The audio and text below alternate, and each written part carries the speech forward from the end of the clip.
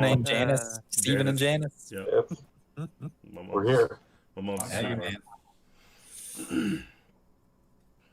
All right, everything's up except for It's YouTube. the best way to totally like heal yourself, reset everything. Just hit long rest on your character Yep. sheet and then confirm it. All right, It'll dudes, reset we are all your live. points, all your hit points, all your hit die, We're live. conditions. It won't bring you back to life, Your character will take a long BM. which is helpful for everyone. Absolutely. You'll be able to walk further. All right, long rest. Confirm. You gotta click it twice. Yeah, you do.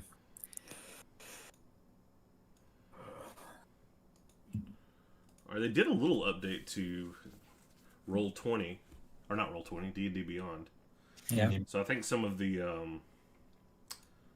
clickable roles are actually in your descriptions now. Yeah. Nice. Right. You're the best. around. Golden guys. All right. Okay.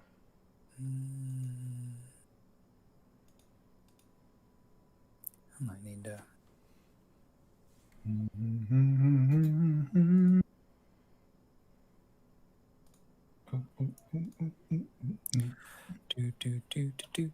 Do.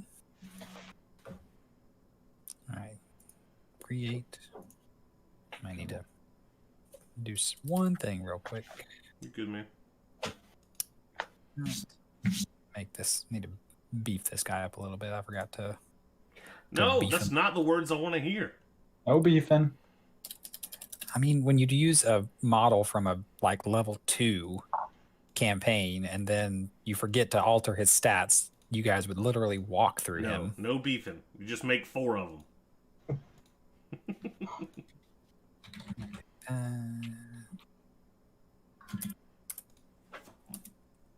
No beefing.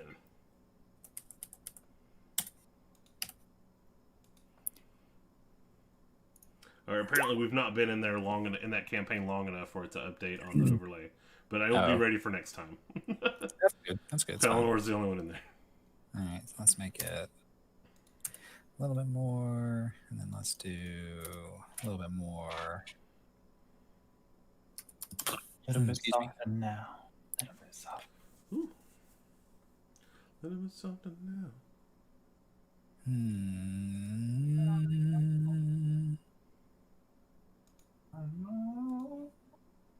Where's the beef? Is this Rocket League? Is this Rocket League? Yeah, I was earlier when I got home. I was watching the finals of the RLCS tournament today, Yeah. and Lindsay's sitting on the couch over there, just like totally ignoring it. And I'm just like laughing to myself that she is like got this reputation as the person who wants to see the Rocket League tournament. In real life, Yeah, she just ignores it. It's her persona that she Yeah. doesn't know she has.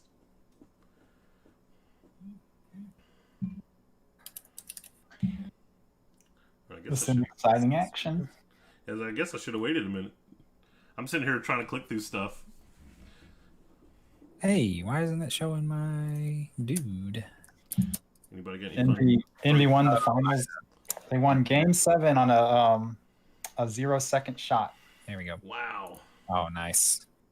It was tied. They kept the ball up and scored. Twitch extension. There we go. All right. Here we go. Everything says we are going live. Everything's good. All right, you guys ready? Yeah. All right. So, to start, the normal A-team crew, with substitute Yinron, who's still not officially part of the A-team, I don't think. I don't think we've ever cleared up the paperwork for that. And was Shelly a substitute for A-team also? Yeah, but he became official once I was like a Tom's character fill-in died. gun for hire type situation. Higher, but then yeah. All right. So, but you guys are told to report to Penny Bottom's office. Your only maybe a day off of returning from your previous campaign to cure the diseased dragon. And so you all walk into Pennybottom's office and see each other and, do your normal grunts and greetings of various kinds. And so then there's a voice that kind of booms over the office. It says, "Previously on CDC." And then Pennybottom, I'm going to give a little overview of the previous link to this current campaign, and then Pennybottom will pick up and start talking to you guys. So earlier, previously on this branch of the campaign, with word of towns across the region suffering from disappearances, the A-team were dispatched to a town called Solaris to investigate. This town had sent for aid since they had suffered a rash of disappearances, particularly amongst incoming and outgoing merchant caravans, causing the town to suffer a food shortage. So arriving at the village, the team dispersed to gather information. They discovered there a ranger named Billy Lee Black, who later revealed that he was from another world, but that Reapers, the particular characters, persons, monsters of interest in this town, appeared in both his own world and theirs, where he ended up under mysterious circumstances. However, feeling it his duty to eliminate Reapers wherever they are found, he decides to join the A-team in the investigation. They meet up with Donnie Chavo, a survivor of the last caravan attack, and learn the location of the attacks in order to go and investigate. So at the scene of where the attacks have been occurring, south of town, they come upon a bloody battlefield, but curiously lacking in actual bodies, thanks to the astute observation of Dr. Mantell. While they are investigating the scene, however, and I believe discussing whether or not a Speak to Dead spell would work, which I think it did, didn't it? I think we got it to work. We found enough parts, maybe. I don't remember if we got it to work or not. But either way, they're attacked by several Reapers who prove to be easy prey. And Billy remarks that the Reapers in his world are much more fierce. Sure. They realize at the scene that the attacks are actually a cover for kidnapping people in order to take them to a castle to the east that sits on a lake. So they go follow the tracks and come upon the lake castle and investigate it, discovering all kinds of secrets. First, the kidnapped people are being mutated by being injected with the Reaper virus, which they come to learn is a virus that is intent on mutating the human genome in such a way to make the flesh compatible with recombining. So in other words, you can have two Reapers that basically merge together, and you can merge them into other things. But the process was imperfect, and the Reapers lost their ability to hold their bodies together over time, meaning the fresher the conversion, the more powerful the Reaper. So there were also notes on improvements to the process that were still being investigated in the lab, including the development of Super Reapers, where multiple Reapers could merge into a larger one that would be much stronger and much more durable. And this was all in pursuit, they come to find out, of feeding the new god of the Guild of Plaguebringers called Bethagen. And so they wanted to use the raw material from these Reapers to make him a being powerful enough to challenge the gods themselves. We also learned that randomly a skeleton-like figure was selling hot dogs in that castle. And then also that the Guild of Plaguebringers were using the failed Reapers as meat to sell back to the town, which was on the brink of starvation, and that the mayor was happily purchasing the meat and not questioning its questionable origins, which Dr. Mantell would have found out if he didn't crit fail an insight check or an investigation check in the mayor's house. So they eventually found the basically the underground chamber where the rituals were occurring. They learned that that place was called the Maw. It was a ritual ground for feeding raw material to, and so they fought the leader of this particular branch of the GOP, and this diminished the threat to the rest of that region. So that was the recap. So now Pennybottom, seeing you all come in, says, welcome back, team. A-team, come in. Congratulations on your recent success in curing that grungy dragon fellow and defeating the threat of those kobolds, spreading more disease in that region. We don't want them doing that. So I'd love to offer you some R&R, but unfortunately we have pressing news. The GOP has been very active recently, election season and all. And Billy, Billy, who I don't know if we ever told you, but we actually contracted him out to continue helping us with the GOP while you guys were doing these other tasks we had for you.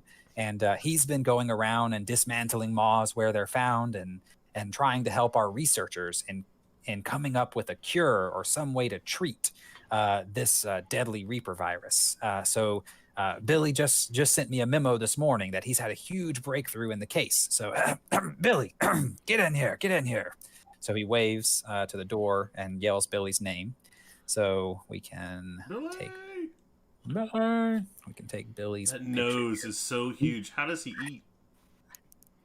I don't know if it's not going to look as good as everybody else's, but we can put Billy in the room. Poor man's trunks. This guy is nobody, right? Yeah, this was the guy that warned us about the dragon. You can help. There you go. All right, there we go. All right. So Billy comes in the room, and there's brief exchange, I assume, of greetings amongst you all from your previous battles together. And so Pennybottom looks at Billy and says, "Welcome, my boy. So you've sent me this memo, but do you want to explain to them what you've been up to, or would you rather me do it? I'm happy to do it either way." You do it. He says, "That's fine. You've always been a bit reticent to talk to us, but I understand. So he says, so according to this memo, and I've also conferred with the researchers after I received this memo, Billy was investigating a maw near the city of Shavat, and so he was near that city and wiping it out as usual. Nothing abnormal. But he came across one of the GOP who was having second thoughts about their agenda. He recognized the unstable nature of Pthig and knew that they needed a plan B in case they lost full control of this abomination. So he has actually that researcher was working in secret to develop a cure for the Reaper virus. He said that he had found a way to do it, but the ingredients to complete this cure were so difficult to obtain. He had yet to be able to actually concoct the potion, and so he gave Billy the recipe to bring back here so that we could dispatch our team and use our resources to gather these ingredients and then use it to try to see if this cure would indeed be successful. So as Billy is here, he'll be joining you on your next mission. But what I have for you are 3 different ingredients that need to be acquired, and you can have your choice of which one you'd like to pursue first. So let's split up, gang. That was one option I considered, but looking at how difficult these are to obtain for normal humans, I figured you should probably stick together. But I'm an Eladrin. I'm special. Not a human. Pelennor, just sit down. You know what I mean. Humanoid. You know what I mean. Oh, okay. By the way, does anybody care where Name is? Who? No. The big green guy. The guy who looks like Robert Downey Jr. but green. Oh, no. Pennybottom says... No, go ahead. Real quick, Kessler said, "Such art, much wow." Please pull out. So show him your character, Kyle, real quick if you can. Oh, okay. Hang on. We don't have Russ did this one. Probably because Russ made all these other guys, didn't he? Yeah, I didn't make one for myself. I thought so. There he is. Oh no, I got to pull out the big one. Hold on. There it is. Oh, he's gonna be huge. Yeah, pull him down some. Yes. Hang on. Right in the crotch. Okay. Well, the one I did had a green hand. Corner. Yeah, Justin fixed it. I don't know where that one is. I don't know. I'll have to find it. Thanks for cracking up so much. Steve. All right. So Pennybottom says, well, Name would normally be here, but he came in just before this memo came across my desk this morning, and he requested that somehow in the last adventure you guys were on, he came up with a business idea. And so he wants to go and develop this business. And I didn't see any reason not to let him. So I granted his leave request and he left. And 5 minutes later, I realized I needed him. So unfortunately, Name cannot be found. He disappeared immediately. All the resources of the CDC could not find him between then and now. So who knows where he's landed. But Was it a good business idea? he did not reveal the business idea. My intuition says the next time you see him, he'll let you know about it. All right. It's not a good business idea. You know better, Shelly. Oh my I just goodness. figured it would make him happy and give him some time to relax. But, And as I said, I wish I could offer you all the same opportunity. But this is too pressing to ignore. All right. So, many of the ingredients on this recipe are relatively easy to obtain, and we already have many of them in stock. But there are 3 of particular concern that we need to figure out a way to obtain. Now, thankfully, Billy's already done some reconnaissance, and he's already found some leads on how we can at least begin the path to acquire some of these. But here they are. So the first reagent that we're looking for is ancient living fire, which is a strange ingredient to have. But from what Billy could tell, talking to the researcher and looking into following up on the leads that researcher had, there is an ancient cult living in the mountains near Dagon's Peak. They're called the Cult of the Eternal Flame. They've kept a fire burning for over 200 years, and so somehow you have to go there and convince them to allow you to acquire some of their flame from this ancient fire, and you have to be able to get it back here without letting it go out, because it has to be a flame consistent and continuous with its source for this ritual to work. So the first ingredient is going to be somehow acquiring this ancient living fire. The second ingredient is the blood of a blessed one, but not just any blood of a blessed one that has been cursed. So we have to somehow acquire the blood of a blessed being. And of course, following up with questions, Billy was able to ascertain a lesser deity would do the trick. So we would just need the blood of at least a lesser deity. And then we could take that lesser deity's blood and find a way to corrupt it. And then it would be useful in this ritual. So they don't have to be cursed before we get their blood? No, we can get the pure blood. I mean, if you want to go that route and shake the entire pantheon of our world, I don't recommend it, but you know your business. You do you, boo-boo. So, but yes, you can get the blood first, and preferably through peaceful means. Pellinor, I'm looking at you. Purging may not be necessary in this case, but again, you know your business. So acquire this blood and then find a way to corrupt it. Billy has some leads on how to start this task if you decide to go this way.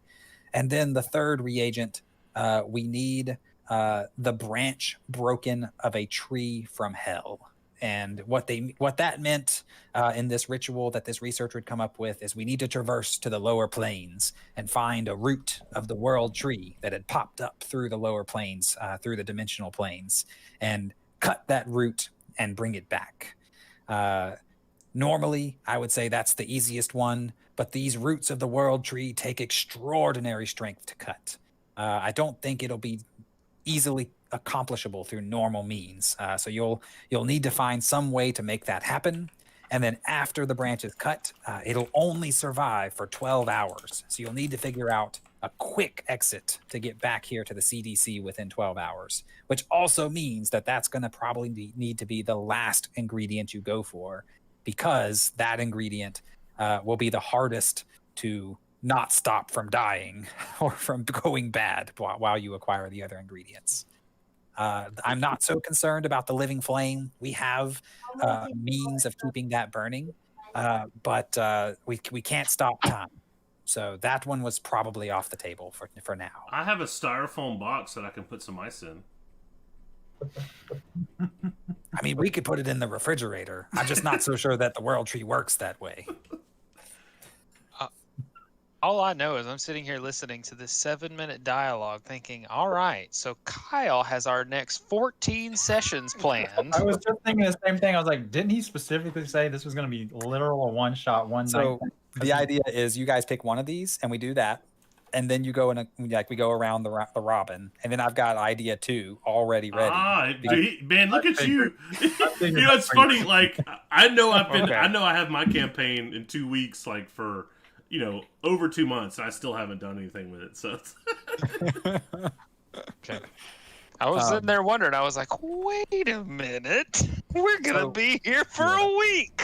So the other way when I thought about this idea is I was like, so I could make each of these acquisitions be like a single skill challenge each, and then kind of have a culminating thing. And I thought that would be fun. But then I was also like, but each of these is really interesting enough to probably be its own session. And so, I thought it, and each one has some different ways that we can go about doing it. So clearly the tree needs to be last. Because Tree needs to be last. And personally, that's because pick up I'm on not some. prepped for that. We're all DMs here. We all know which one Kyle is actually not prepped prepped for. based on the words that he said. So we know where we're going. We just need to now convince our characters that's where they're going. I don't know. You might. The way I worded it, I realize now it's like I maybe should have. Well, we don't have Name here to make pointless comments. So we have a meeting of the minds here. Oh man, here we go. So, and that's the thing. For me, it's the living fire is obviously the first one that we got to do, because the blessed one's blood, we just have to find Name, tell him to call Jack, and then we're good. We'll just So put a syringe in his arm. That is an easy one on the list. flip flop. There We you could go. borrow some of his blood. It's probably only barely blessed, but it still would count. And so we can go from there. We obviously Very have to save the tree branch last. I think our options right now is to pursue the living flame if Penny Bottom is correct, and we have a way to keep that flame stored for hopefully an indefinite amount of time.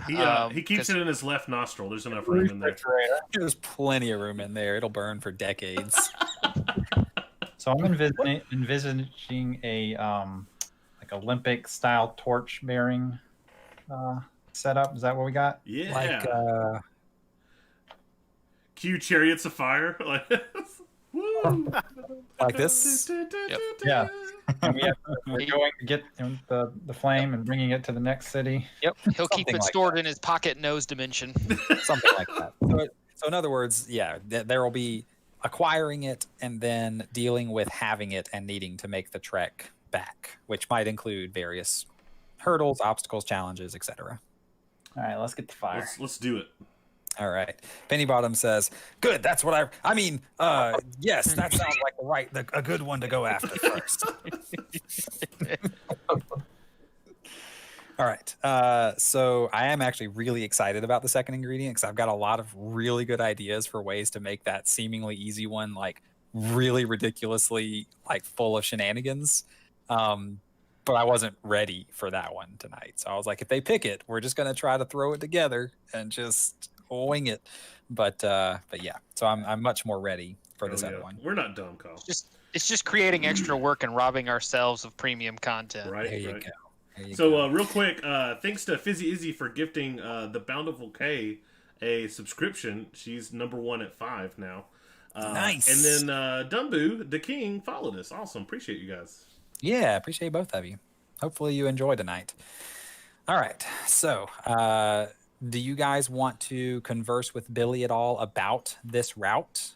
Obviously, with assistance from Penny Bottom if necessary in some of the hashing of details. I'd write it down. I'd write it down in a report. I don't know what the point of writing a report is there. I have to read the report. I'm not gonna write it. We don't listen very well, and some of us have trouble reading. So you're gonna have to Pelennor doesn't. I'm hoping it was provided in an information packet. If that hasn't been put in my hands yet, I haven't read it. But as soon as it's there, it will be read. Yeah, hand it to Pelennor. He'll read it for sure. Woo! Dumbu the King subscribed tier 1. Thank you. Enjoy that. Nice. Enjoy that GG. Oh, never mind. You're back. You're back, Steven. You froze for a minute, but you're back. I'm gonna send you that little message if that happens, so He's that here way in you virtual. can just reconnect yourself, and we'll be good. Okay. All right. Steven, So- real quick, hit your since your character's now been introduced to us. Go to my settings, and where you put your name, just out beside it in parentheses, put your character's name so people know to associate that character with you, like kind of how we've done. Where is that? The little gear icon where you went to do your voice, disable that, and at the top it says display name. Yeah. Thank you. So Steven here is joining us as a guest Golden Pal. So everybody welcome him. He's doing a great job so Yeah. far. Hi. Giving us some lip when we ask him to read something. I Yeah, like well. it. I like it a lot. I like it a lot. All right. So, Billy has relayed to you guys the location of this cult, and so where is? Oh, did I not pull it over here, or did it get archived by accident? I have a Done goofy. nice. I have a nice temple-looking. Is this it? Hang on. No, that's a village. Hang on. It might have gotten archived. Oh no! I could always pull it out again real quick. Village. These Whoa. things like to get archived. What are you pulling out? 96% effective. No, I mean, so it's not here. I'll just pull it out again. So I can. Oh no, it's on my Ubuntu side. Okay, so we don't have it to look at, but there's a nice picture I had of a nice like temple that's like carved into the side of a mountain.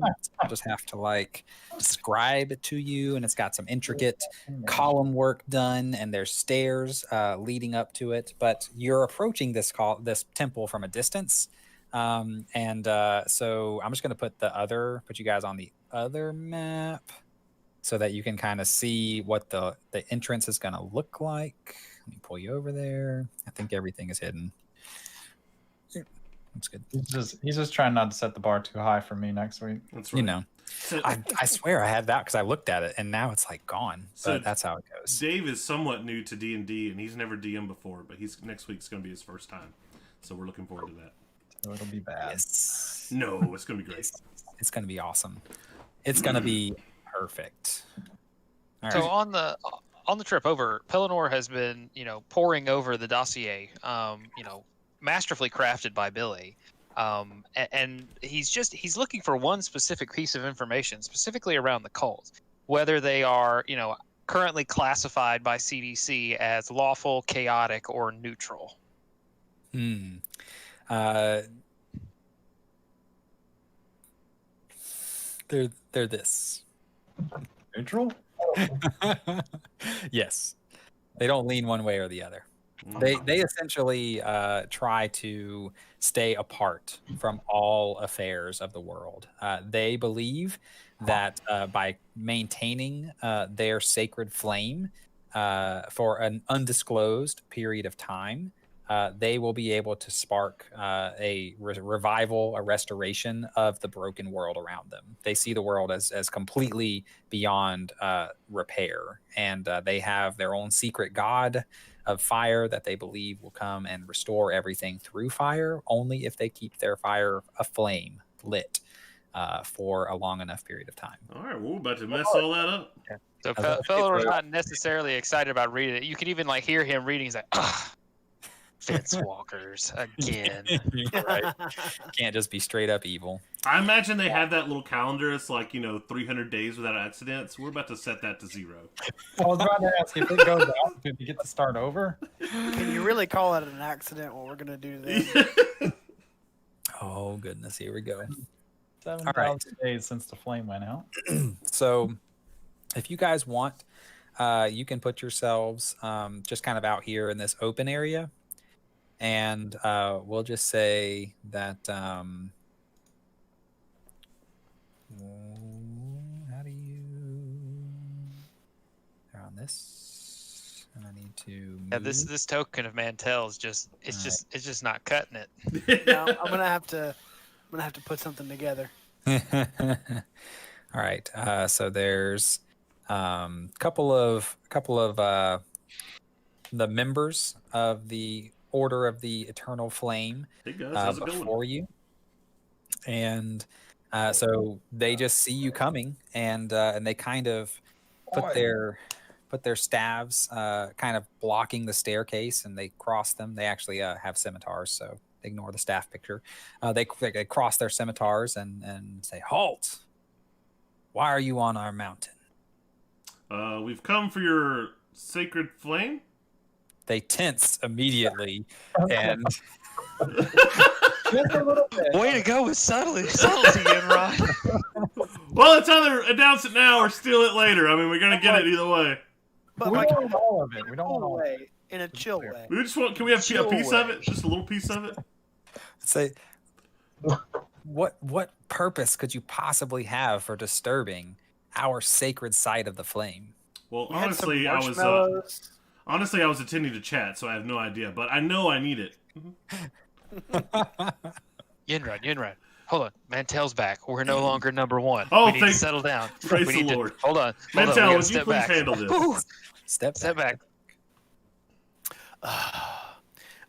So yeah, Mantell will step up and he'll say, "Gentlemen, I'm sorry, my minions are a little too eager here." He says, "Listen, we really only need to borrow the flame, and just a little bit of it, not the whole thing. Can you like split it up? There's a terrible virus that's ravaging the countryside, and an ancient living flame is a necessary ingredient in the ritual to cure this virus. The world around you, this terrible diseased world, needs your flame to survive." The leader that's up here on the edge, he kind of peers down at you and says, "Even if we were to give you some of our flame, that wouldn't save this world. The only chance this world has is for us to keep the flame alight. So by giving you some, we're actually lowering the chances for this world surviving." That's not how fire works, though. What do you know of our fire, Um, mean- lizard man? If you just give us one torch of it, Yeah, can you not The spread it? Is help it of not the like a fire. normal fire? I don't get the problem here. Just let us put a stick in it and it's take one it. fire. One fire. He'll say, "Don't you keep the flame for a time when the world will need to be repaired, reborn from that flame? How do you know that this is not the time that your God preordained to heal this world through the eternal flame?" Roll a check. You can either do persuasion, or if you feel like you're trying to be dishonest here regarding their religion, you could roll deception. Whatever you think you would. It You sounded could pretty honest role to me. play. I think this is a good test to show that your fire's got some stuff. Let's see. What if I get really mean about it? You want to intimidate them? Yeah. Let's just say that that will you not can do end well that. if this fails. You could do that, but yeah, it's going to have harsher consequences for a failure, and it's probably going to have a higher success I don't think threshold. I don't think that really fit what I did anyway. Let's. I spoke the wrong way. You were using logic with them. You weren't asserting your dominance. I would say. I it's- know. All right, so I would say it's diplomacy. with an 11, you can see they're kind of thinking about it, but they don't really want to give your argument credit. Does anybody else want to try to jump in and say something further to make that case, or do you guys want to pursue a different tack? No, I mean, I just want to add, like we said, if you give us, like, we're asking for a torch of fire or something like that, that shouldn't harm your flame you have. It shouldn't diminish your ability to keep the flame going. And this could be like a beacon to the people we're taking it back to show them that this flame does have these healing properties. It may draw more people to your calls. Yeah, I want to ask: is like if you take a piece of fire off of it, is it still considered the eternal flame, or is it just a normal fire? Do we have to take the brazier or whatever it is with us? Part of the problem for them is that they actually don't know whether or not that's something that their god would allow to separate a piece of the fire because they've never done it before. So they're very hesitant. So you're going to need to make a strong case. So David, you can roll what you think. Like, I think that was probably a persuasion, but if you feel like you can tack it as something else. I mean, If you don't, I got something.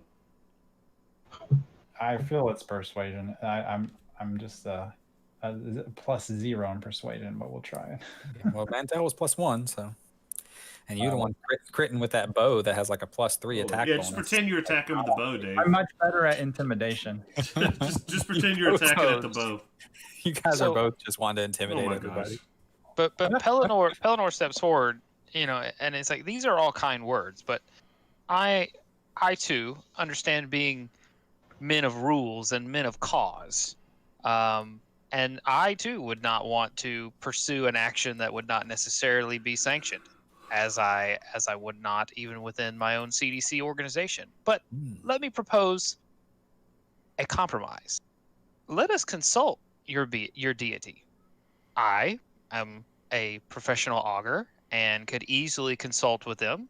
We can cast the spell now if you'd like, or we can pursue a full-on ritual depending on what are the rules and stipulations your god has for being contacted. An Would you auger, have so you're any good at digging holes. opposition to that request? Yeah, he says, "Why do we need holes? Why do we dug?" need holes No. dug? Hopefully, this is a very legalistic religion because this is gonna work. So yeah, they actually they tilt their heads a lot at that kind of an idea. Rules. They actually look a bit excited about the opportunity to commune with their god because it's not something they get to do very often. Ooh. And so Well, he they, looks like, has it ever been done before? they won't say. But yeah, so the leader. Hey, oh, I'm on the wrong layer now. All right. So the leader is actually gonna come over here and walk down the stairs and comes up to Pelennor. He's gonna stand just a little bit away from you. Not right up in your business. He wants to, social distancing and all. And he says, "Do you have the capability of communing with the gods? We would welcome such an opportunity. And then, if you're willing to abide by what our God says, then we would be happy to take part and allow you to request of our deity this eternal flame." We're willing to abide if it goes in our favor. So what I propose is not to pester your deity. I find that drawing the god's attention too much can create, let's just say, problems down the line. Wise man. Being noticed. We want to be convenient, as convenient as possible with this. So I just propose a simple augury spell. We will both each. I have these. I have some gem encrusted golden sticks that were passed down from the Hrainson family. They are inlaid with law and order and justice. Ooh. But we will cast these together, and the deity will answer our question. We will Okay. get to ask one question. We'll not bother him much. Just ask one question, and he will provide. Hopefully, if we ask it well, that's the only problem with this spell. We have to be intelligent with our question. He I will supposedly, or it will, or she will, or who knows what will They will. will respond with whether we will be blessed or cursed with our coming action. Okay. So for your knowledge, Kyle, I'm Yeah. talking about the spell augury. Yeah. Can you pop the description in the chat so Yeah, I can for just take a look everybody. at it? All right. By casting gem inlaid sticks, or some other dying How tool. long have you had this? Omen Result forever. is I've just course it's of just action never that come can up. take the Wow, next- I've never would have see this long into it. I never would have remembered I had that. So do the results need to be limited to within those next 30 minutes, or just the action occurs within the next 30 minutes, and then it gives you an indication of like long-term results? You're the DM. Tell me. Okay. The spell doesn't take into account any possible What do you circumstances that think? change the outcome, such as the casting of additional spells or the loss or gain of companion. There's a cumulative 25% drain. And I'm not trying to That be you get cheeky. a I'm just random saying reading. whichever Yeah. way you decide. Honestly, if you want it to be one way or the other, regardless of what the spell says, that's the way that it works in this particular instance. Gotcha. Okay. When we meet in sweet communion. Yeah, this looks good. I think this is good. So the cultist, the cult leader, he nods and he agrees to these terms and says, then let us begin. Do we need to have anything special set up for you, or are we able to do this now? We just need to be of singular mind and thought when casting these together. Should if we there's should we lie together in my tent for a while? Not that alignment. Not that kind of alignment. I think we just need to go in with a singular thought of what our question is. I think y'all and need to not do the have Hercules handshake. confusion. I think I'll need to have the Hercules handshake. Because we're trying, I could not necessarily cast this on my own and get a reliable answer. I need one of the specific order that worships him to have that connection. So, but if you're asking a different question than I am, then we won't really know if our results are true. So that is what I mean. So then the question shall be, would the removal of a portion of the eternal flame cause catastrophic results? Pellinor looks back at the Mantel. Do you have any? I think that sounds pretty good. Any? Think we can do any better than that? Should we just kill them and take it? Maybe we should specify how big the portion is. Okay. Do we know what? Do we? He's like, do we even know what size portion we need? I guess it depends on the stick you put in there, right? Some It's dependent fire. on the fuel. The report said we need some fire, right? What Some fuel? say size matters. Some say it doesn't. What fuel source do we need for this fire? I think that would be more important. A stick or a rock? Or Yeah, I think we can ask them that once we know we can do it, then we can. they don't probably even pursue know. the How would they details. know? They've never done it. Well, they keep it Fire burning goes. with something. They're Yeah, keeping they're it burning now. Oh, they are Yeah, they're keeping it throwing, going. throwing things in there. They're just not taking things out. What I'm sure they're- happens if we say no? That's when you guys probably attack. Because I'm looking at it and We I'm move to aggressive negotiation. Hey, listen. like, That's I mean- always a possible eventuality. This is the way it goes, and so Pellinor even comes to us like, "Listen, Billy, I got it. I know. We're just following the rules here. It's like it's right here in the CDC guidelines. We have to make at least an initial peaceful contact. Now, if they don't Yeah. oblige, That has We're not fighting it has well, it guess has what? to do with That's our when neutral. Chapter 6 kicks in, Yeah. and then they're in trouble. We're neutral. We at least have to give them a chance. And then if the pestilence seems like it's going to take over, then we just start murder hoboing everybody. Yeah. Pellinor starts saying, "Oh, he looks diseased." Purge. Okay. That's what the paperwork's going to say. All right. So so we can specify within the question an appropriate size portion of the flame just to make sure. It'll roughly be a common adventurer's torch size, just for ease of like carrying and transporting and things like that. So yeah, the Olympic.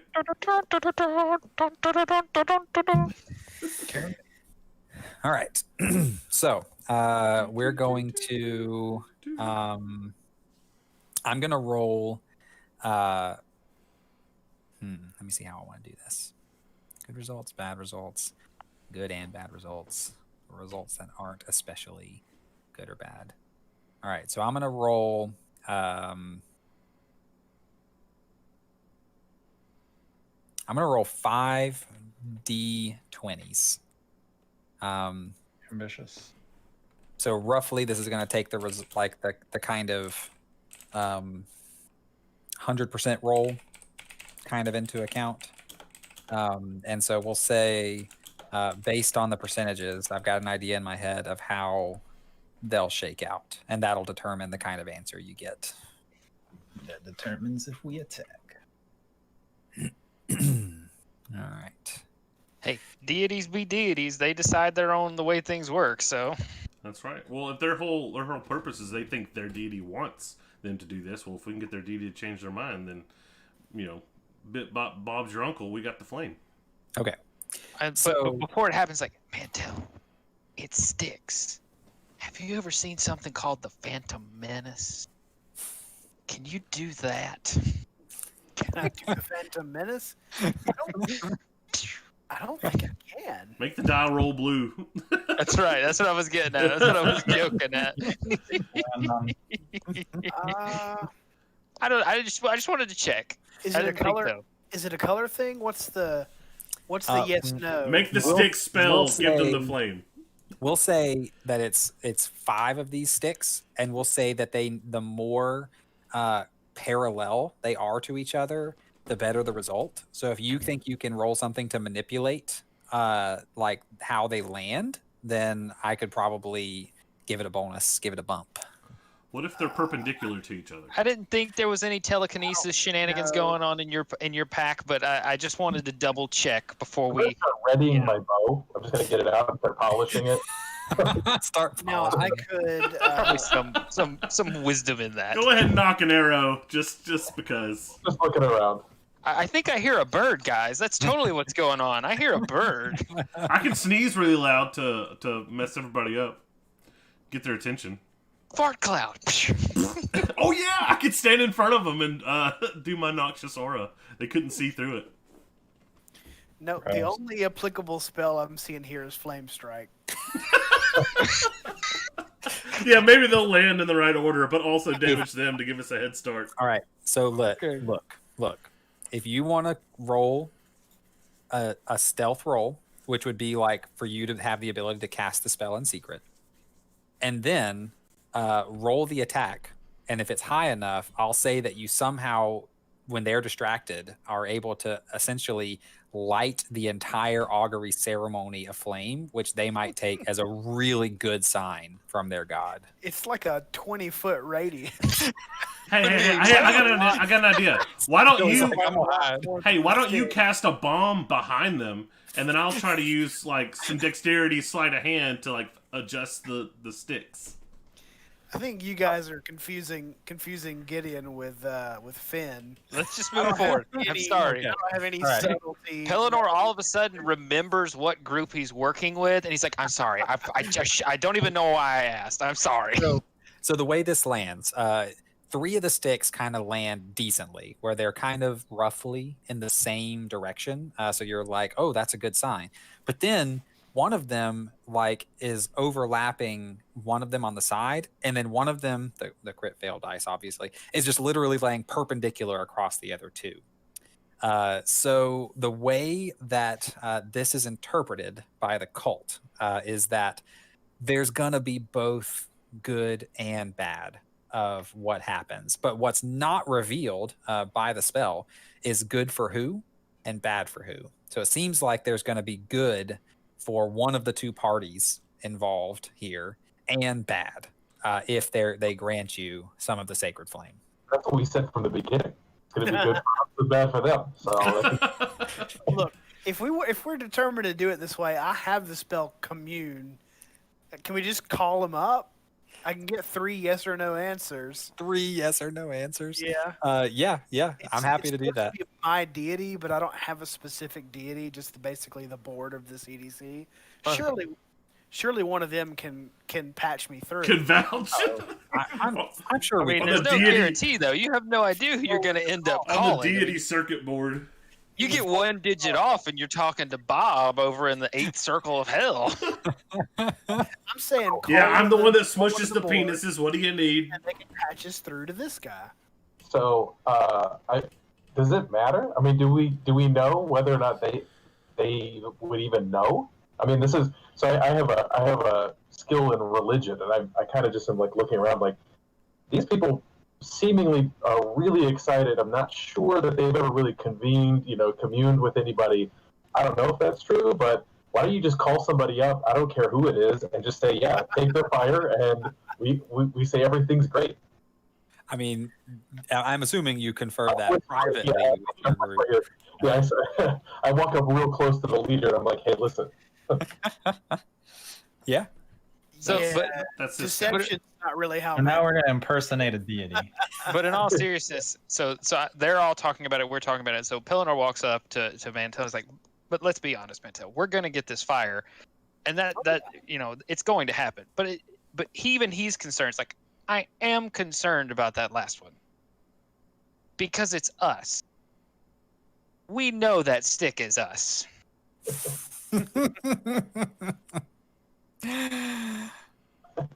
So We're the ones being bad for them. We're the stick. no, we are going to be. It's the bad for us. He's It's saying he us. doesn't want to So of carry course the it's fire. bad for us. I'm sort of suspecting that I think the good and bad is for us. we're the bad stick. Yeah. We're the bad stick on them. This is I getting love the divinity So interpretation. This is great. here's Yinron getting all meta on the sticks. He thinks that the sticks are right, but because the sticks were never going to be all parallel, because no matter what these sticks laid, they were still not going to give it to us. So Guys, what if the sticks are us? There's 5 What of if them. we are the sticks? There's Yeah. 5. Like, Who's the imposter? what if there are? I don't know. That's stick number Shelly's looking kind of sus over there. I was about to say Shelly's looking sus. Stick is us. I mean, so I said specifically the way the cult interpreted the sticks. So you could basically this could grant you a fresh slate of persuasion checks. Like you could try to persuade them that the meaning is different than the way they interpret it. You Yep. could try to brute force your way. You still got some options if you want All to try right. to. So try I'm the gonna negotiation say route. I'm gonna say what I said to the group. Listen, we know you know and I know that you were never gonna give us the flame based on these sticks. You have it right here. The reason it's bad is because if you don't give us that fire, it's gonna be bad for you. What we're trying to do is good for the whole world. Now you need to wise up. Let us help us help you, and let us take the flame and let's get out of here. What do you want to roll? I'll roll whatever you want me to roll, baby. That sounded intimidating. I was gonna take an opposite tack, but Well, my intimidation and persuasion are all 0, so here we I go. am loosening my. I am loosening my sword, I see Billy's rolled a stealth check. He's already stepped. Hey, that's a 17. That's a 17 with. Simpson here. Is that a 17 with Pellinor? Is that for checks? Yes. It's a 17. Oh wait, let me save. Make sure. It might just be saving throws. Oh, Sorry, okay. I forget. I think it saves. It's just saves. Okay. Yeah. Well, Yeah. still 14. So a 14, you do say that, and the cult leader, he looks angry at what you're saying, but he feels slightly intimidated. Because he knows I'm right. Well, he flat out says, "I deny that we were never going to give you the flame. We abide by our God's laws, but there's nothing specific about whether we can remove flame. The whole If purpose we- of you being here is that you don't give up the flame. That we don't You let were it go out. you were born and raised knowing that this flame is going to stay here forever. Yes, but stay lit." Only not the lit. It'll There's still a gray area. it'll still be lit with us. Why You're don't you right. why don't you come with us to the CDC and help us tend it until we need it? He says, "Now that's an interesting idea. We could even see the purpose to which you put the flame." Yes, we have resources from the whole kingdom. The king has initiated the CDC. We have plenty of doctors and researchers and people to help you tend this and research the flame to help you better tend to it. Mantel, call the board and see if we can get authorization for a full temple within inside the Somebody- campus. Somebody who wants to take that tack, roll me a check to persuade them. Does anybody have persuasion on this team? Billy. Um, How long have you been with this group? We all may have it would some be wouldn't it be persuasion. Pellinor was the best? You I've know- got a +3. It's not That's better trained, than but it's at least a anybody. +3. It's better than Oh, anybody. I think Nami has like a +6 in persuasion. I think I was the most persuasive of the group, and I can't even talk. why, over a river. why say many word when few word do trick? That's right. That's how Nami persuades. Do it, Pelennor. Roll why the CDC resources are gonna make this happen. If anybody can, it's Well, Pelennor. I still stand by. I think if we can get board approval, if Mantel can actually call the board. Roll persuasion with advantage. So roll another one just in case. See if you do better than that. I think, there you go. With advantage. Booyah! So they actually look really excited about being able to access resources like what the CDC has. And so especially if Russ is going to commune with the board to make sure that this happens, then they're on board with this. The leader says, if you're willing to take me with you and allow me to see just what you're going to do with this fire, then I think we can make this work. I think we can let this happen. Yeah, I'm casting it as a ritual though. I'm not wasting the slot on these. That's fine. That's fine. That's what 10 minutes, 20 minutes. Hey, I sacrificed. I gave up a smite for this crap so we could talk to them. So I don't want to hear it. Hey, I banged on my computer table twice during that conversation. You guys can give up some slots. Yeah, got him. All right, so these two guys are gonna kind of move to the side here to let you pass. These guys are gonna take post at the top of the stairs, and then the cult leader is gonna motion to follow him. And so you guys are gonna walk up the stairs and through to the next area. And so we're gonna go to the shrine of the eternal flame. I imagine this place would have been bigger. Yeah. So you don't have to put your characters on screen.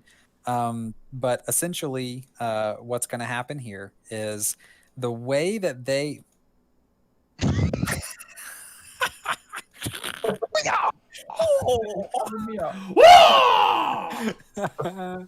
Cool guys don't look at explosions or fire.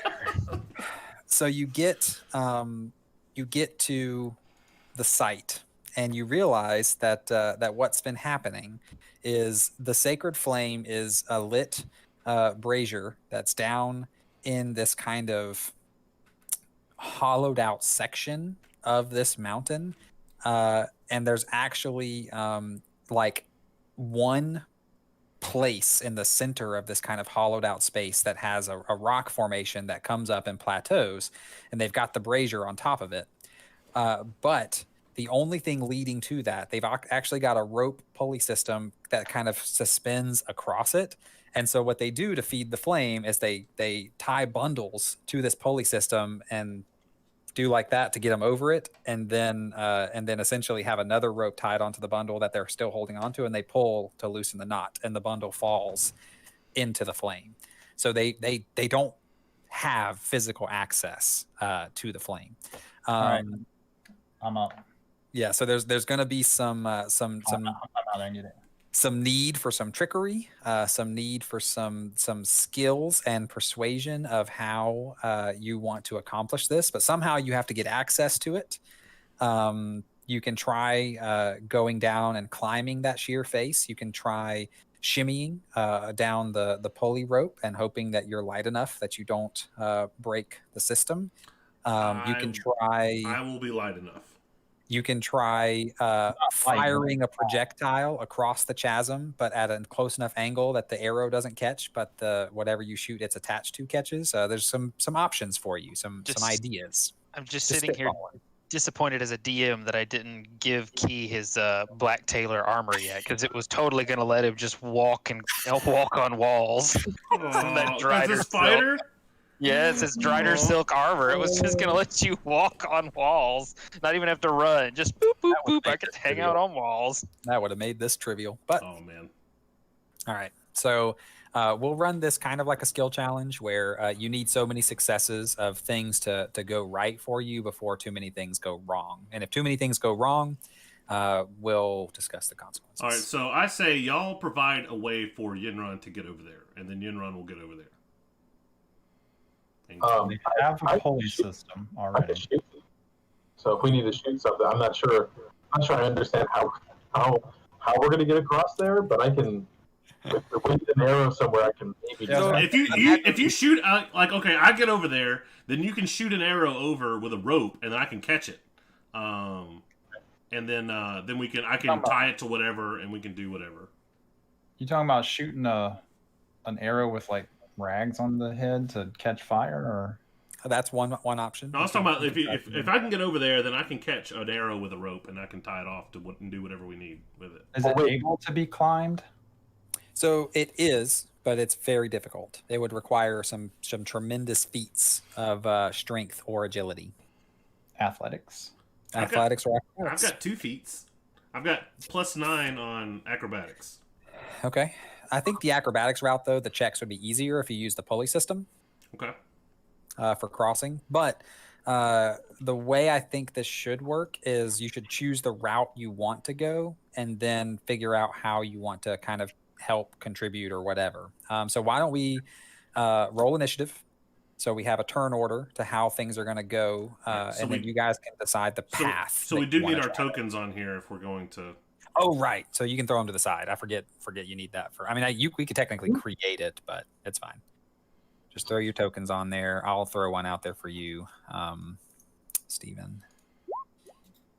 There you go. So what you do is you just highlight. Oh, that's me. I'm sorry. I put the wrong guy out there. So I think the Oh my goodness! All right. So you just highlight your character by clicking on them, and then roll initiative on your I character crit sheet. on failed D&D Beyond. on my. So what's the pulley system look like? You said it. Yeah. So you should probably investigate the pulley system. It I looks. think we take a look at this pulley system, and if Yenron can, if he's light and can shimmy out there. Well, I'm if not I wearing. can- I'm not wearing any armor. I'm an Eladrin, so I'm already pretty thin. and if we need to like, I also somehow have Step pull- of the Wind, where I can spend key to like move very quickly and jump very far. okay. Well, and I'm Yeah, I was thinking. So you sound like the right person to send out on the rope. Yeah. If we need to hold the rope somehow, anchor it somehow, I can do that. Like if we need strength in any way. when it comes to my turn, I'll hit you with enhance ability and give you cat's grace, which means you don't take. Let me see. I already don't take fall damage. Okay. Well, you get advantage on dex checks. Oh, nice. All right. So let's say for David's first turn, then for Shelly's first turn, do you want to do a check to take a look at the pulley system and try to decide what you think about it? So you could do an investigation check. What? Not that. Clicked on something and it did something weird. Hang on. This one. Is it what I want? Okay. So you could do like an investigation check. You could do an insight check. If you like that, you could do an Arcana check. Use your magics to. What's your Naming name? all the bad checks. I mean, I feel I'm like you strong might and be I able can to do like climb and I can jump. a survival, maybe if that's something you could do. You might be able to swing that, or even just for straight perception. I don't know if you probably don't have any wisdom. No. My survival's decent. Decent. So I mean, just looking over the system, and I'm basically looking at it for safety and looking at maybe a point where I need to That seems secure like it. investigation. Secure it. It sounds to me like investigation. Right. And then you can do that as a bonus action, and then you can use your action to try to shore it up if you think it needs it. Okay, that's my investigation. That's okay. So you see this pulley system, and it looks ancient. I mean, it looks like the pulley system itself has been around longer than the fire, which is, if you remember, I said 200 years. So the rope looks new because they have the cult leader. He's come with you just to supervise and make sure you guys don't pull any shenanigans. So he says, yeah, the rope, because it sits over the top of the sacred flame, over the course of a few years, that residual heat slowly frays the rope. And so we do have to periodically replace the rope. But the pulley system, he says, it's as good as the day it was made.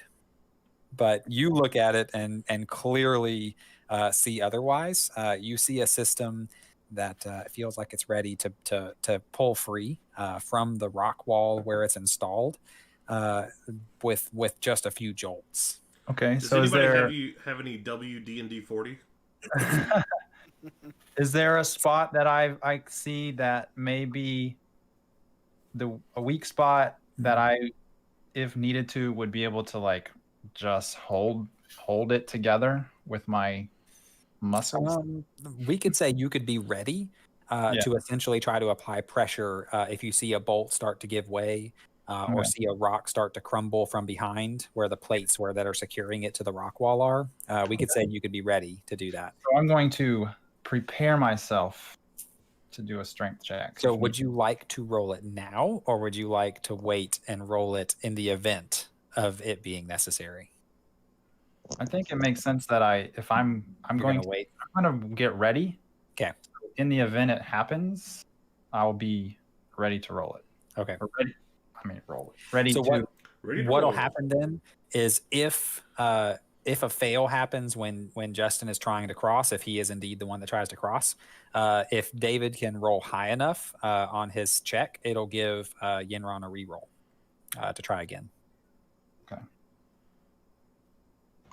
That sounds good. Because basically, like I said, I'm there to hold the rope in case the pulley system breaks. Perfect.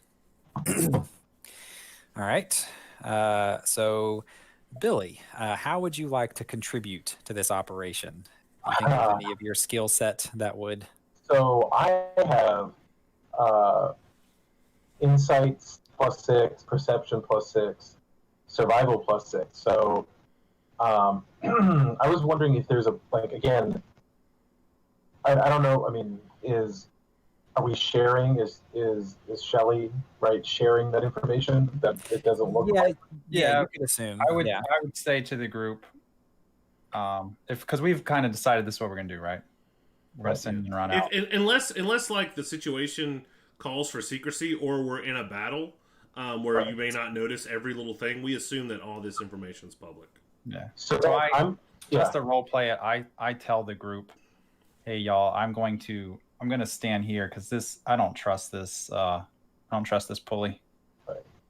So then I want to look and see where, Plan B style, where I could maybe. I mean, I'm not sure what Plan B would look like, because if we're trying to get a fire, I wonder, is it enough to even just like what was mentioned before, just like get a rag or get something that we could just shoot up there, get it on fire, and then just pull it back? Do we think Yeah, so imagine this chamber as being kind of circular in the sense that it's a hollowed out piece of like rock that has this structure in the middle, but there's like a pathway all the way around this big crater. So on the other side, there's more mountain and things. So you could shoot into the wall on the other side.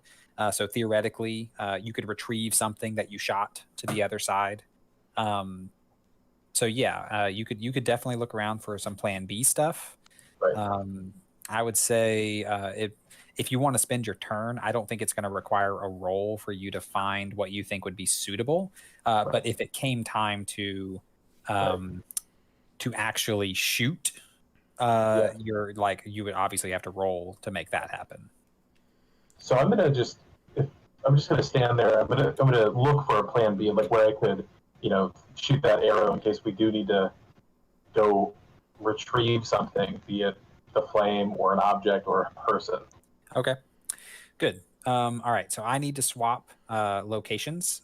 So you guys can have a few minutes to get some water, discuss what you're going to do next in the skill challenge, whatever. I'm going to mute and cover my camera, and I will be back momentarily for us to continue this skill challenge. All right. Sorry, I've got to move, but I will be back momentarily. You're good.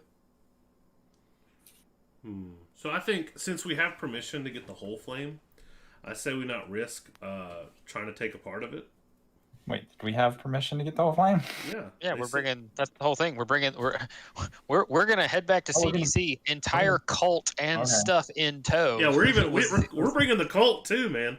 I thought this was just going to be a cult satellites campus at the CDC. I didn't know we were total relocation. No, I we mean, didn't want to. We maybe didn't I want was to throw too missing- many wrenches. Maybe I into Kyle's misinterpreted. plan. I know the leader was all excited, but I guess it'll depend on what we can do. If we can get the whole thing, That's we're what I obviously figured. going to be That's better what to I have figured. the whole thing. Yeah, that's what I figured we're The trying to way- do.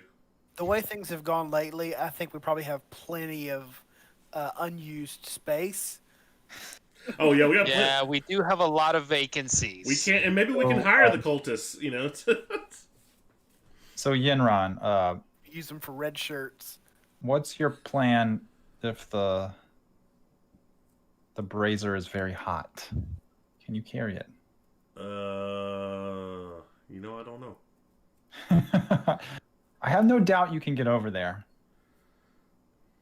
And I got your back on the rope. But Does anybody what about this thing being hot? Does anybody have ice powers and give me ice hands? Ice weapons? No, we don't have any of those I don't people. remember. I don't remember if anybody had like resist, any kind of like resist elements or something like that. I had protection. From Too bad this people. isn't a poison flame. Poor Russ. I felt so bad. I was like, oh man. I knew that was a factor. I thought that you had resistance to poison damage. I didn't realize you had just complete, Immunity. Effect. which is pretty wild. Yeah, defenses. Disease and poison. Immunity. Yeah, I think it had come up before, but I don't know if it was you or not. it had. Well, I don't know if it had been me, but it's come up before. I knew you had something. I just couldn't remember what.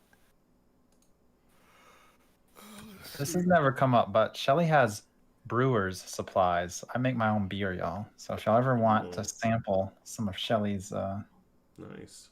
fine ales,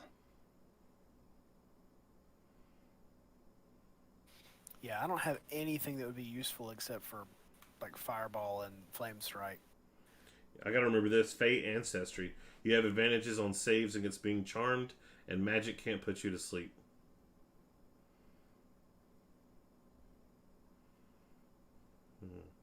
Yeah, you are a purity of body. You are immune to disease and poison. I always forget. I'm looking at my character sheet too. I don't know if it's happened, and I wonder if like roll didn't get 20 that or till, like, level beyond 11. would prompt me, but if I ever roll a 1 or a 2 on damage dice with my any weapon I'm using two-handed, I get to re-roll that. So Nice. help me remember that. Okay. I won't remember, but maybe you telling me will help you remember. Yeah, maybe. Billy. I always think of Hocus Pocus when I hear the name Billy. All right. Sorry that took a minute. You're good. There's so many chords to move. That's the only issue. Ruined. Well, Steven, are you still there? so sometimes he freezes, so he can hear us, but if he didn't know he froze, he probably has to reconnect. He also might have went to do something whenever he realized I told you guys you could have a break. Okay, I just wasn't sure. I saw the Billy picture come up. Yeah, and it seemed coincidental with so I thought that was what he was. So he might just be AFK for a minute. Hopefully. Alex is gone too. Yeah, Alex isn't back yet. So Okay. Well, there's more of this here. I'm gonna grab a water real quick too. no problem.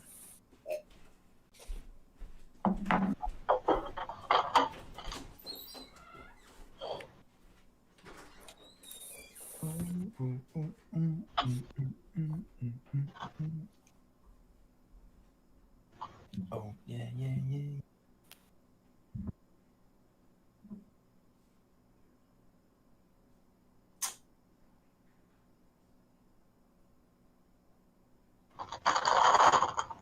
Hello, hello.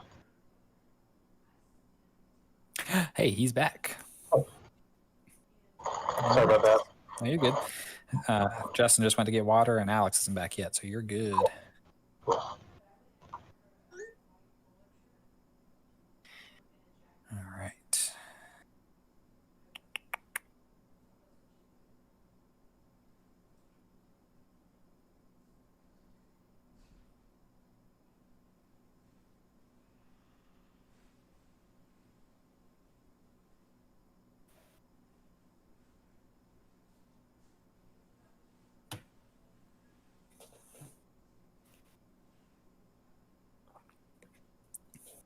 2 crit fails on initiative.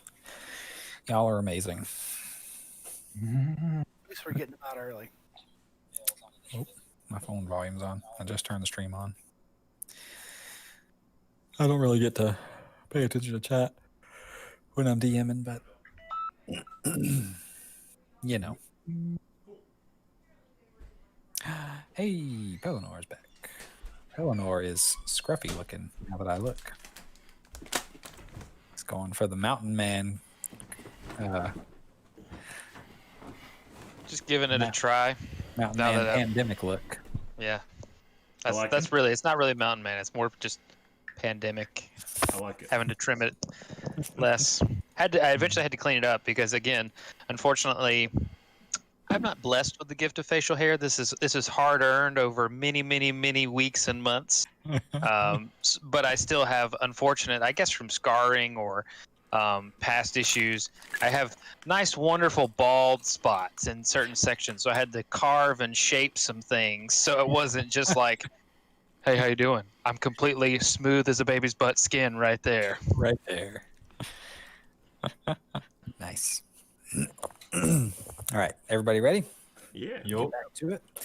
All right, so we'll just say, as we mentioned, that Billy was able to use his turn to secure what looks like a viable plan B in case things start to look really bad for plan A and you decide to kind of bail on that plan.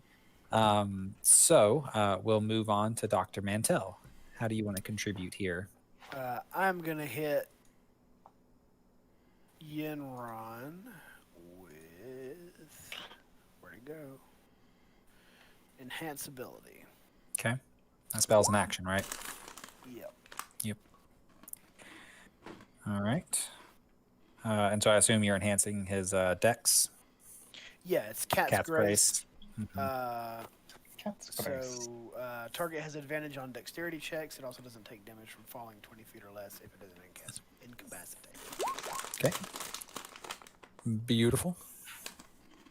I don't know what the temp HP is. I don't think this spell gives temp HP. It's if you did the hit strength or Oh, maybe endurance. You're right. Yeah. It's, One of them gives temporary hit points. Gotcha. I don't remember which one, but That's what I was trying to do. there you go. Yeah, it's the con. Yeah. If you do Bears endurance. bear's endurance, yeah. So that's. Yeah, I'm just gonna do that. Hit him with the Cat's Grace. Just be like, Cool. you know, I know you've got it on your own Yenron, but just as extra insurance in case their equipment isn't up to snuff. He says, coming from you, I really appreciate it. No offense taken. All right. Yenron. All right, so What I'm would you about to Barnum and Bailey tightrope Okay. run. I'm gonna set a threshold in for a success of high enough value might be worth 2 because you guys seem to have prepped this scenario quite well. So I think you might be able to do that if you roll well enough. Okay. Well, I have to like set it up even further. Mm-hmm. I'm going to use what is it? Where is it? Crap. Something like the wind. Yeah. Step of the Wind. Step of the wind. Dang it. I can't see. My eyes are all... Okay, there it is. Whoa. Yeah, that's a lot. Wind Yeah. beneath my wings. So basically, I can spend a key point. What the heck? Yeah, it's the very bottom one. Yeah, I can spend a key point to disengage or dash as an action, or as a bonus action. So basically, I get to run, basically double my speed, and still have extra time on my hands, and my Right. jump distance is doubled. All right. So, how would you like to do this? Do you want to start climbing? Like, do you just want to walk on top of the rope? Do you want to shimmy? Yes. So basically, he's gonna pretend like the rope is water, and he's just gonna try and use the same techniques he uses on water to just run across this rope. Do you want to start from the edge, or do you want to jump and land on it to try How to high reduce is the it? distance? We'll say it's just like it comes to like a normal height shoulder Oh, because yeah, so they attach things to it and then pulley it Right, across so like this. he's just gonna. Well, is anybody close that he could just? So Shelly's already there, like close to Right. it, right? So he's just Yeah. gonna. Yeah, I'm ready to. He's just gonna use Shelly as like a step. He's just gonna like jump Climb on on up, brother. Shelly's Shell. shell and just. Whoop. So step one on the shell, step two on the rope, All right. for it. and then just dash across it. Okay. Are you wanting us to pull a breakdown with you, or Shelly and I could tag team up and just try to catapult you if that's the route you're wanting to go? Throw you. How far over is it? I didn't specify. I was just kind of thinking about a number of successes, but we could say, I mean, this is essentially like a hollowed out sphere of like, what's your jump distance whenever you have it doubled? You can go, probably like 25 feet or something with your jump, My strength is 10, so I think it's 20 feet. 20 feet. So I was thinking something like 50 feet across. Okay, well I So can like run. it's I 100 can feet across the entire chasm. with my chasm.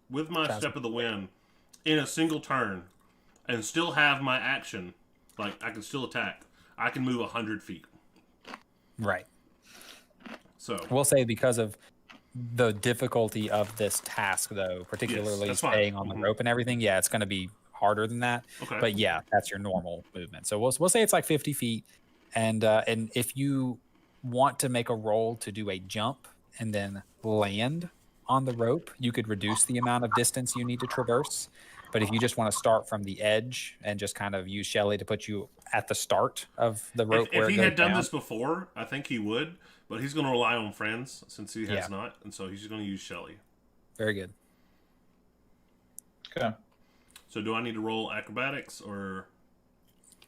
Whatever you think would be best, but I think acrobatics makes the most sense. 26. Yeah. Yes. Boom. So you just make it look like you've done this your entire life. I mean, you could be a circus performer at this point. Uh-huh. You hop up on Shelly's back and just gingerly step onto the rope and just start walking, and it looks like you're just walking like normal. So we're gonna say you make it halfway across this turn. So Okay. you make it like 25 feet down the rope, and so you're looking good. All right. All right, Pellinor, do you want to do anything to contribute to the How's the scenario? rope looking? Because he was able to essentially step directly onto it and he had enough dexterity that he almost it's almost undisturbed. Like the rope is not even swaying. Okay. It's pretty Huh? incredible. I mean, the only thing I could foresee he was doing, I was gonna be there just in case I needed to help Shelly brace either the pulley or the rope. But since he's doing so well, I'm just gonna stand by, watching to make sure. We'll say that if you want to skip your turn, that you'll have the opportunity to do some kind of a reaction. Yeah. if So I'll things just go sour. ready. That's what I'll do. I will ready an action to grab this rope or this pulley Yeah. if things start giving way. Okay. That's like, yeah, we're kind of both doing that, I guess. Right. Alex, you don't have anything to let him like resist fire damage or anything like that, do you? Yeah, we were So- when you were gone. We were discussing. It's going to be hot when he picks it up, most likely. The brazier. Yeah, he's gonna. Um, Did you guys give him anything to try to get the fire? Well, I thought I was bringing over the so whole. I asked brazier. about that. No. But then they said we were bringing the whole thing. Wait. See, I didn't think that the cult could have. I didn't think we had discussed action. separating the fire, so we Okay. discussed bringing the whole thing. We're gonna steal the whole thing. Carefully, we may have forgotten a step here, guys. Well, it's okay. Whenever I get over there, you guys can give me whatever I need. We'll see. We'll All see. right. So, let's just say that at this point, I do have a torch. I can throw him. we'll say there's a couple options here. So I could foresee Yenron realizing, crap, I don't have anything to really get the fire. Oh, Yenron thinks he's taking the whole thing. Okay, so He's already said that. Well, you can always so fire. here's some. So an you guys arrow. could yell to him. So we'll just say that the cult leader sees Yenron start going, and he says, "So how's he gonna get some of the fire out?" And then maybe Mantell is just like, "Oh, he's just gonna take the whole thing," and you could see the cult leader's face just kind of like shout, "No, that's not what he's gonna do."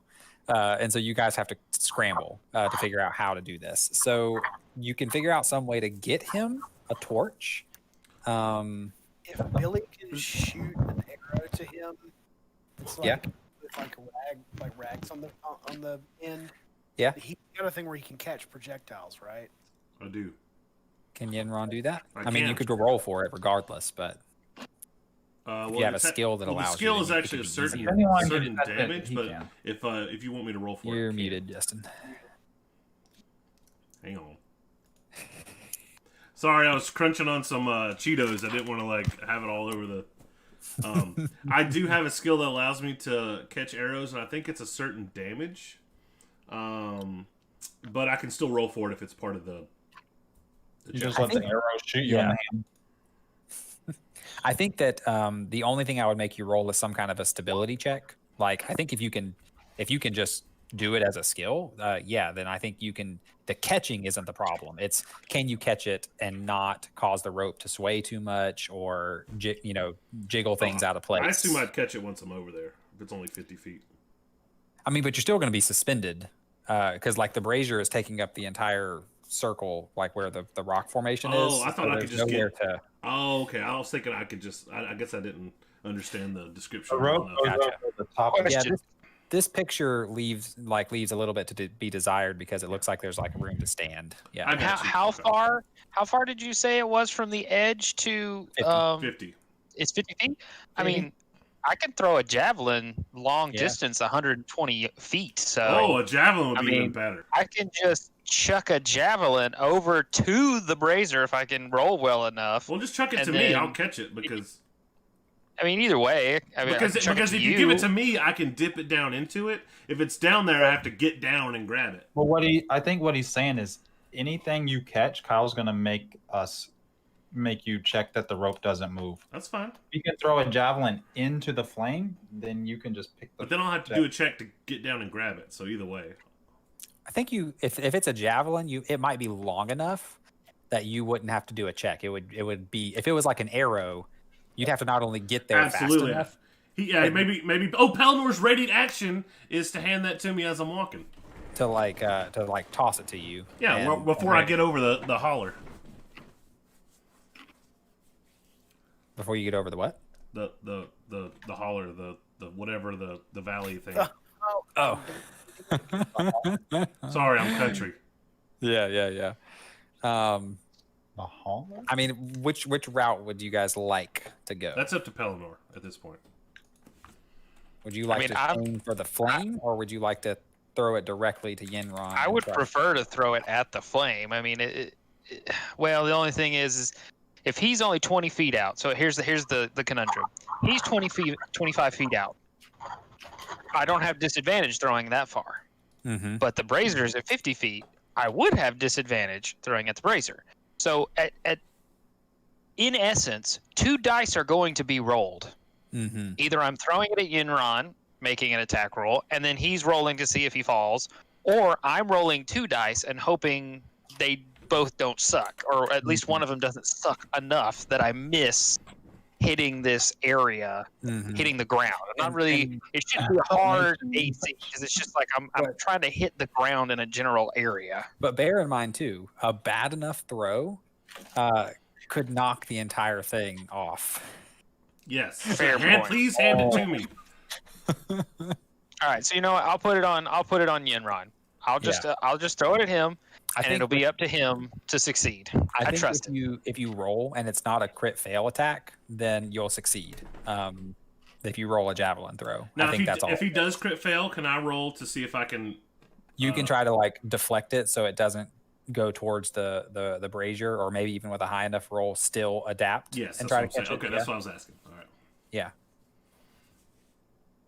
Javelins. Remember, if it does less damage than 1d10 plus my dex modifier plus my monk level, which is like 30 damage, then I can just catch it, no problem. Yeah. Right. if this works. I haven't used Plenty. these yet. So Yeah, I'll see, and the roll damage my- is so low. Okay. Okay, yeah. So it Javelins still even gave him have a plus radiant 8. damage. Huh? What are you? Well, because I'm at this level, paladins get The a smite. D8 radiant damage the same way the clerics do on everything. Gotcha. So yeah, so you're trained in this. It's only 25 feet. You're like, this is just target practice, and you also trust Yenron to be able to snag it out of the air. So Pelinor's action is basically just tossing this javelin at Yenron, which I will allow you to catch, no problem. But I do want you to roll an acrobatics to stabilize, just to make sure you don't jiggle the rope too much or lose your footing. All right, here's my jiggle roll. It's going to be a pretty trivial DC. You should still have advantage from Cat's Grace. You do have advantage from Cat's Grace, so you get to roll one more of those. Oh, I rolled a 26. For some reason, it rolled on my thing. Okay, so you're fine then. So a 26 is plenty. Great. To the untrained eye, it looked like you were about to fall, but really you were just repositioning your foot to have a better grip, and so you stay on there just fine. I like to think that Yenron was jokingly acting like he was going to fall, and it's like, All right, so we've resolved that, Screw this. and we'll just assume that Yenron has some kind of cloth in his backpack, or that Pelinor put some on there before he threw it, so that you can soak it in a little bit of something. I'll just and rip then- part of my monk's robes off. Yeah, It ain't something nothing. like that. I mean, they're a dime a dozen. Yeah. We'll just say that's trivial. I You can posted figure out. my my roll in the Discord in case anybody. You're good. You're good. I believed you. I wasn't worried. All right. So, Shelly, would you like to continue your current course of action, just readying a reroll if necessary? I think that's probably wise. Okay. I mean, I don't really see what else to do. We're kind of Would deep in on you- this course of action right now. Would you like to make any rolls for just kind of checking anything else that's going on, or you think you guys are good? Because since you're still kind of doing the same thing, I'm happy to. That's the kind of thing you want to hear the DM say. Do you want to check to see if anything else is going on right Yeah, I was now? like, I guess since I'm constantly looking at it, I'm still making sure the pulley system is not like giving way or anything. Yeah, no, you are fairly confident that the pulley system is still in disrepair, and you are ready to brace it as necessary. Okay. So as long as I'm still sure that that's okay at the moment, then I guess I don't need to do anything aside Okay. from ready to grab it and hold tight. All right, so we'll just let you ready that action. Billy, you have anything else you want to add to the? Yeah, I mean, who else is in the room with us? Just the Okay. cult leader. All right. And I have my rapier of warning, so I'm not that worried about it, because if he tries to do something, I imagine is he within 30 feet of us? Yeah, Right. he's kind of hanging out right with you. Yeah, that's no So, problem. so I'm not really worried about him, because if he tries anything, suddenly we will immediately know about it. But Right. I guess so. I'm a little unsure how. I don't know. I'm not sure that it's so stable. It doesn't look like it's stable, and then it also doesn't look like I mean, it looks very precarious, right? Having somebody go over there now holding a javelin, going to dip it in fire, and then somehow, I guess, walk back. So I'm wondering if there's a way to maybe have a little bit more of a stable rope or something that I could shoot across, that I could also then sort of suspend, like on either side, so shooting it so that there's kind of running alongside Guide kind rope? like a guide rope, Yeah. so that I can shoot on one side and then shoot the other end on the other side, because you said it's about 50 feet. It's Right. 50 feet to the center and then 100 feet across. So I think standard adventures, I mean, normally Like you'll have like 120 50 or feet of something? rope. I have rope. I have. So if like 3 of you have rope, you could have enough length of it to I have 50 span feet of hempen rope. 50 feet. I have 50 feet. Does anybody else Yeah, have rope in their pack? Standard kit's 50 feet. Right. Uh, That's I didn't add that. It's just. I mean, we'll just say that's like standard CDC Cool. gear. You took it in the field with you. So yeah, you'll So- take like Yeah. a bonus action to like gather and tie the rope together, and Right. then you can make an attack action to see how accurate. So shooting the one side and then I'll shoot the other, or this one turn shooting it and then holding it. Yeah, I think shooting it and then kind of like after you shoot it, just kind of grasping the tail end of the rope to make sure it doesn't fall too far, and then So I guess then the question is how best to go it, how best to do it, right? Because I don't want to shoot. I don't Don't want to shoot our monk, right? don't aim for the monk. Yeah. Don't aim for the Well, hey, mark. hey, remember I can catch it. That's true. If it's coming straight at him. I'm gonna catch it with my butt cheeks. Now he does some damage with a bow though, so you. Hey, might now have it's to 1d10 plus my dexterity mod plus my level, so it's gonna have to be Do you close want to to swear the 25 monk to 30. as your sworn enemy before you make this as attack roll?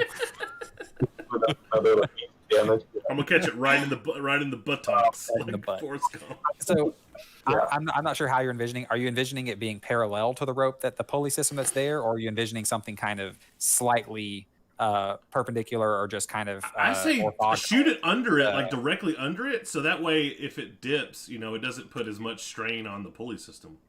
Right. So I could either help it structurally, right? Sort of, because if I actually have it as like a kind of a nice angle, Mhm. that comes out, to maybe catch it if it does flip, but it'd be at like a very, very nice, subtle, sharp angle from, so it's not exactly parallel, but it's at a little bit of a diagonal. Right. I guess that would be great, and I would be shooting underneath. Yeah. So, I mean, there's still a chance I hit an ankle, I guess. Right. There's kind of a trick shot element to that, because you would somehow have to shoot it under it and then be able to still have it in such a way that it actually braces it. So the way I was envisioning it possibly is you could shoot it over the rope, and since on your end it's free, you could actually walk along the length of the chasm to make a guide rope for Yinron to grab onto in case he does stumble, Oh, and then yeah.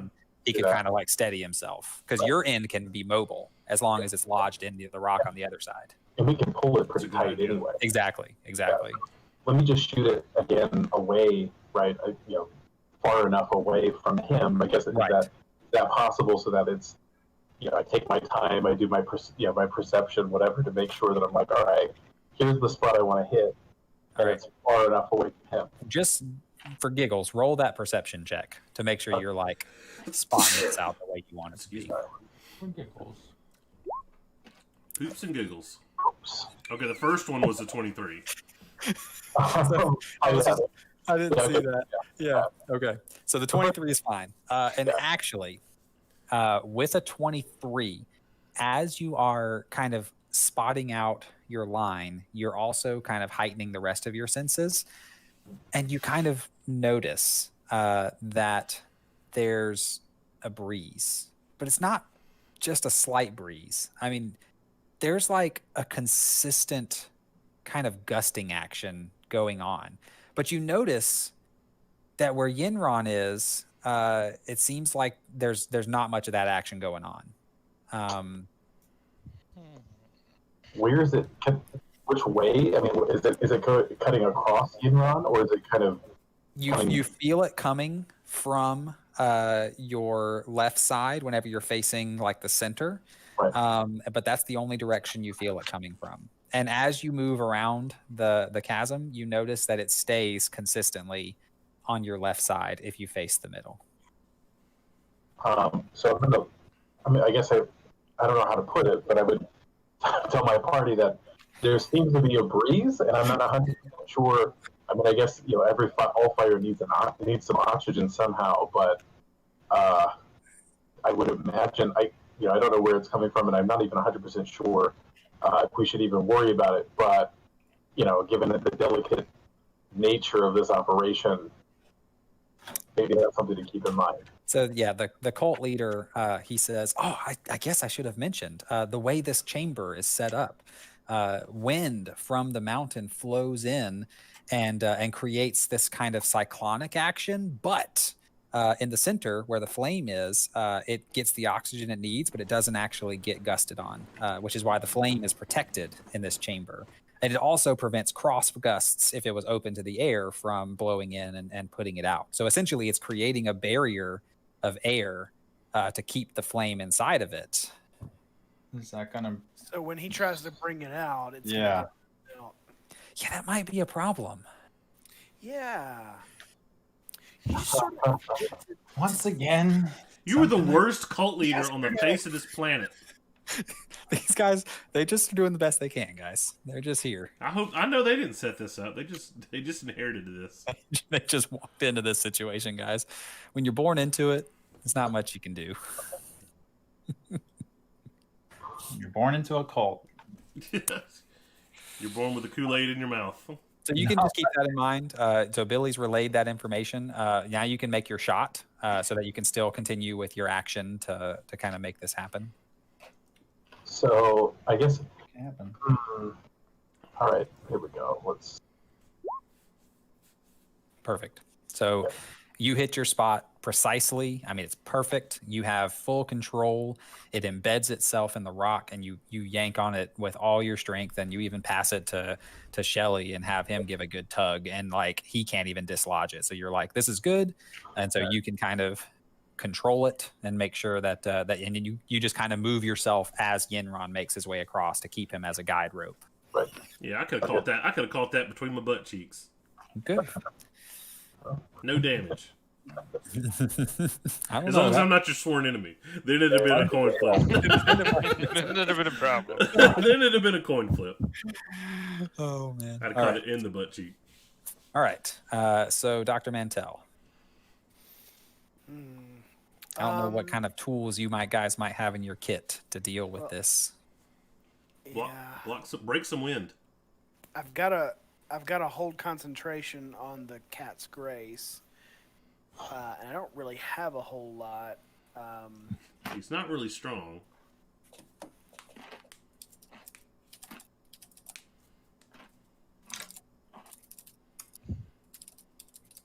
Yeah, everything else that might be good would break my concentration.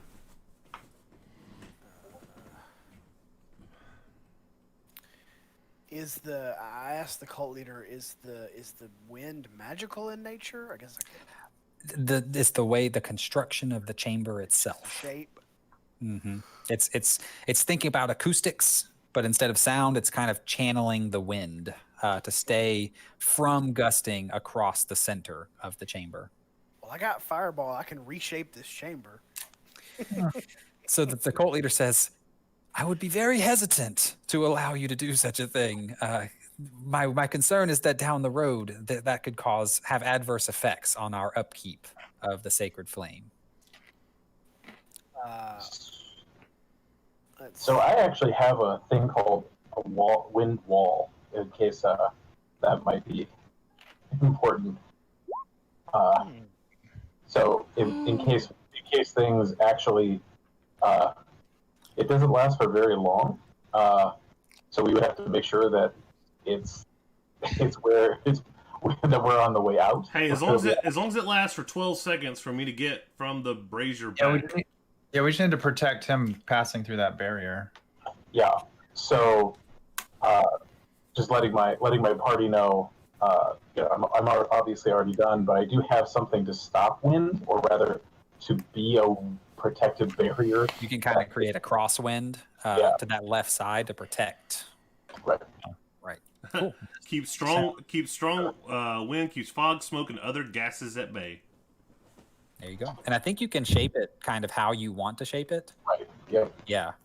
So I'm just letting my party know. I mean, we have a guide rope, and then there is a chance that I can at least maybe successfully. Dude, we really could have used that last session. That'd have been so helpful. Yeah. It's like a really useful spell. When I made Billy's character, I was like, man, I wish I had this on my guy. Didn't It's you so use good. that to keep the Reapers from getting to us? That's what made him easier to fight. Yeah, that was awesome. They had this ability they could throw something, but it couldn't get through the wind wall. The projectile was blocked, and so you guys were safe. Get him, from it. Billy.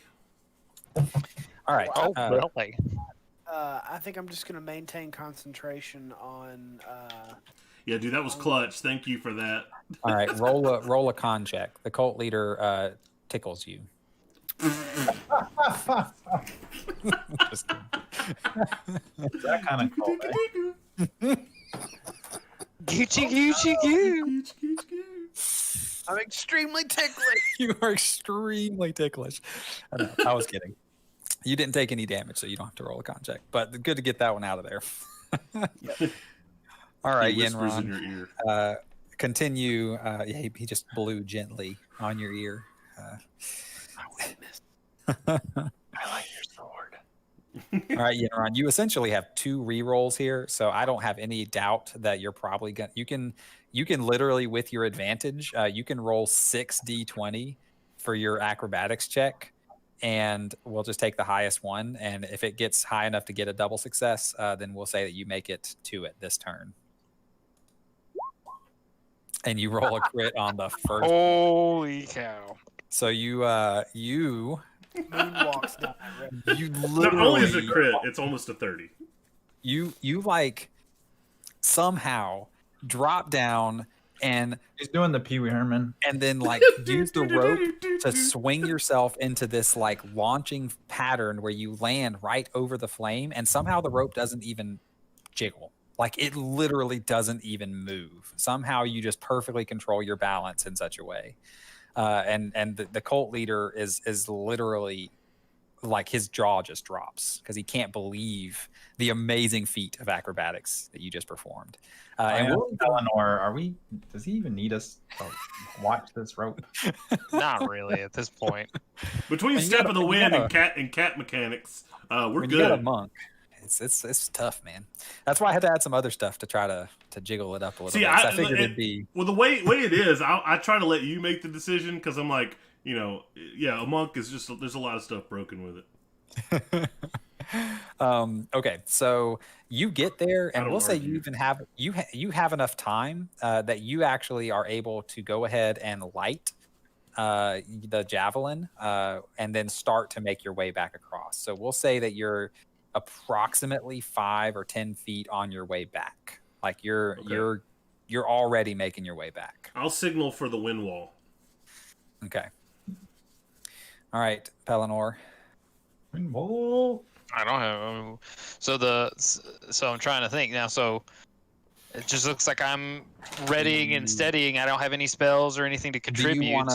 Do you want to take over control of the guide rope so that Billy can concentrate on the spell? Because he might have to roll some extra concentration if he's having to do more than one task at the same time. Okay, so he's just holding that rope. The guide rope, yeah. Keep bracing Yeah, okay. it. So for as I Yenron. signal Then for the that's all I'll do. wind wall, you take that as the signal to take the rope. Cool. I like All right, that. so we got 2 ropes ready. You're coming back. Yep. We got a wind wall ready to. Next step, double dutch All right. in the middle. All right. Double I dutch have, on like, the rope. I had like a swarm of fire elementals ready for this chamber if the sacred flame was knocked over, but I don't foresee that happening because Yenron is impossible to knock off of that rope. Okay, so Shelly, are you going to continue, stay the Yeah. course, just kind of let this play out? Yeah, I'm just think gonna we're- wait. Yeah, I think we're on a good That path way, here. in case Yenron fails 10 rolls, he can have another. You can have another 2 rolls.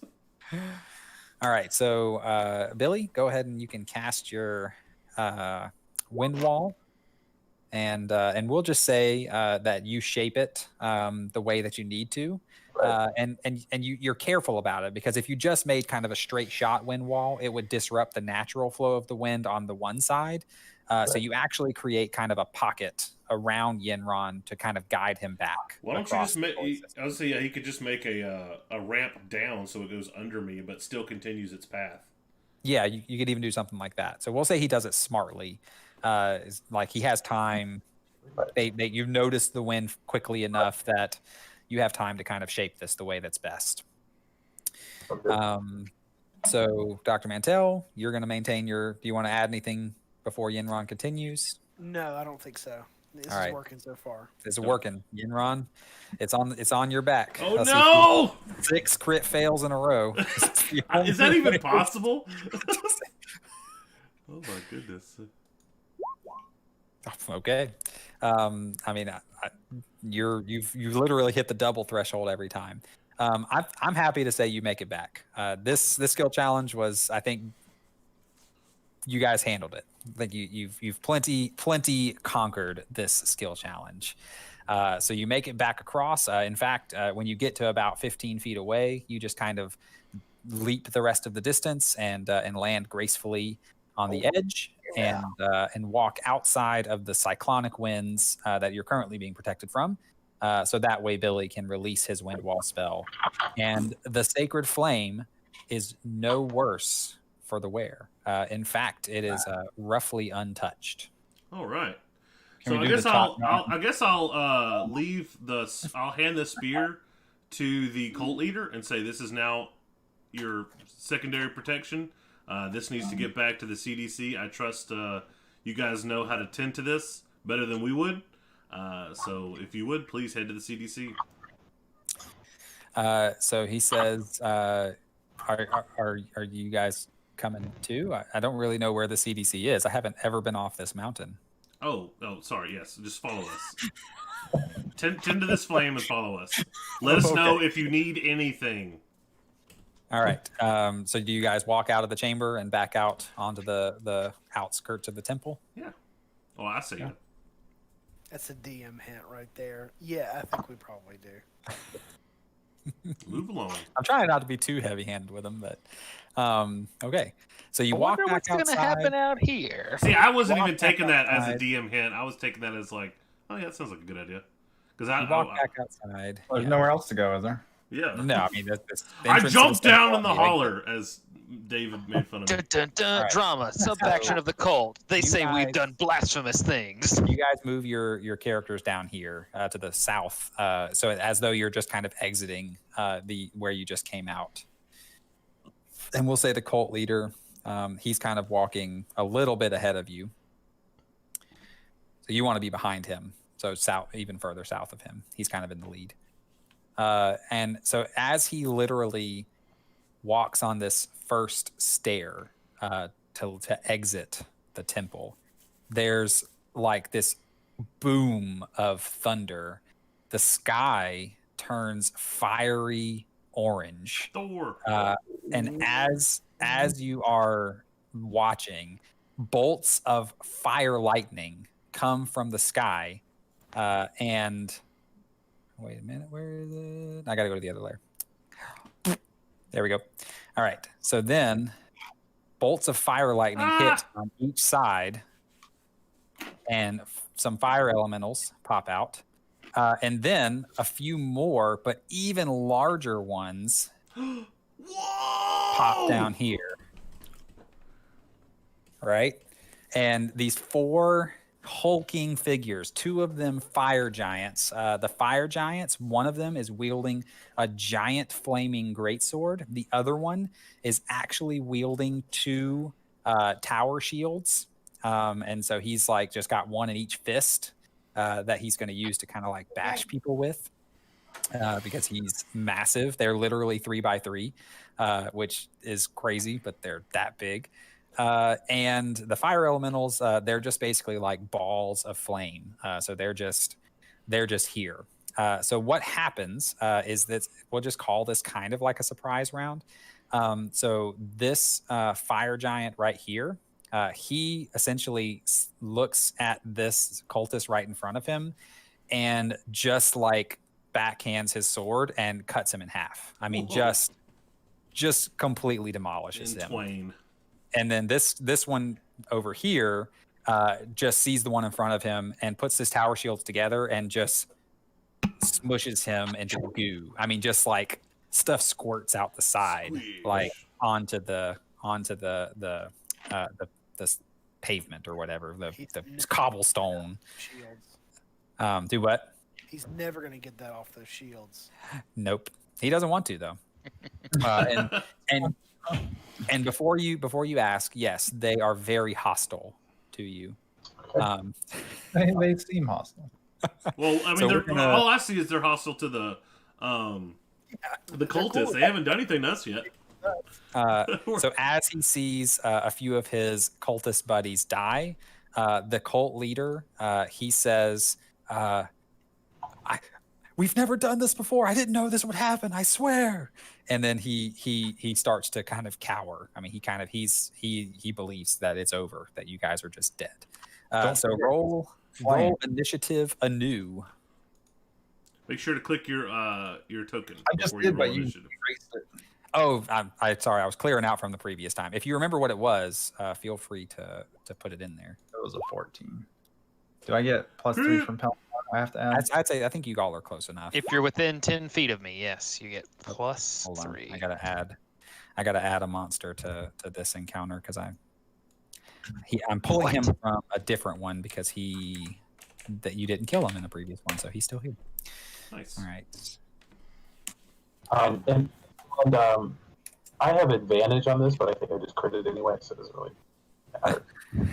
You have advantage on. Who needs advantage when you're just this awesome? I was wondering if I had to read to see if everyone around me got advantage. Gotcha. But No. it's just All right. So there's that guy. He's got 0.17 extra. How Guess can what? we beat it? I got 0.2. No. And we're the math same. Math checks out. We're better. 0.9. He's got a negative 0.09. one to his initiative. That's crazy. How do you have initiative. negative 0.91 initiative? Something's not working right. Your initiatives are crazy. All right. I don't know why it doubles up on the way that works. I don't know why. All right, there's him. And then I don't have a token for him, but you guys will need to protect him. So I'm just going to add cult leader fire. I thought it was this guy. Yeah, I mean, I don't have like his monster sheet pulled Oh, up. gotcha. So, because he's also from a different encounter, because you guys didn't fight him at the start. But we'll say that that guy, let's see, he's going to roll a plus with a +3 initiative. That's what it was, I believe. +3. He also crit failed. Where'd Dave go? All right. Oh, there he is. All right, and then we're going to sort him. Kind of sad. I'm Ascending. not gonna get to light my sword on fire because it seems kind of pointless in this particular encounter. Same. I was thinking the same thing. There might be a reason that there's fire theme here. I'm actually looking damage immunities fire. I was wondering if it was resistance or immunity. I couldn't remember. Oh, So yeah, Good thing mine's radiant, so. Even the guy with the shields, he's still fire guy. yeah, they're both fire giants, and the fire elementals also have fire immunity. I mean, you can kind of imagine that anyway. But the best way to fight fire is with fire, Cobb. I mean, you could try that. See if I will lesson try works.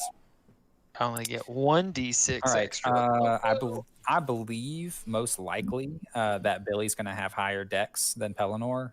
Isn't that the first Oh yeah, check to it's an initiative bonus, I guess. my dex is 0. And then dex so- bonus. yeah, I have 20. Oh, he didn't even add his +3 though. You added +3 to yours, didn't you? His is So added when in. you're within 3 squares of Pellinor, he adds +3 to your initiative. So you're fine. You're first. You're definitely first. All right, Billy. So you get to go first in this combat. Get it, Billy? Right. So, okay. How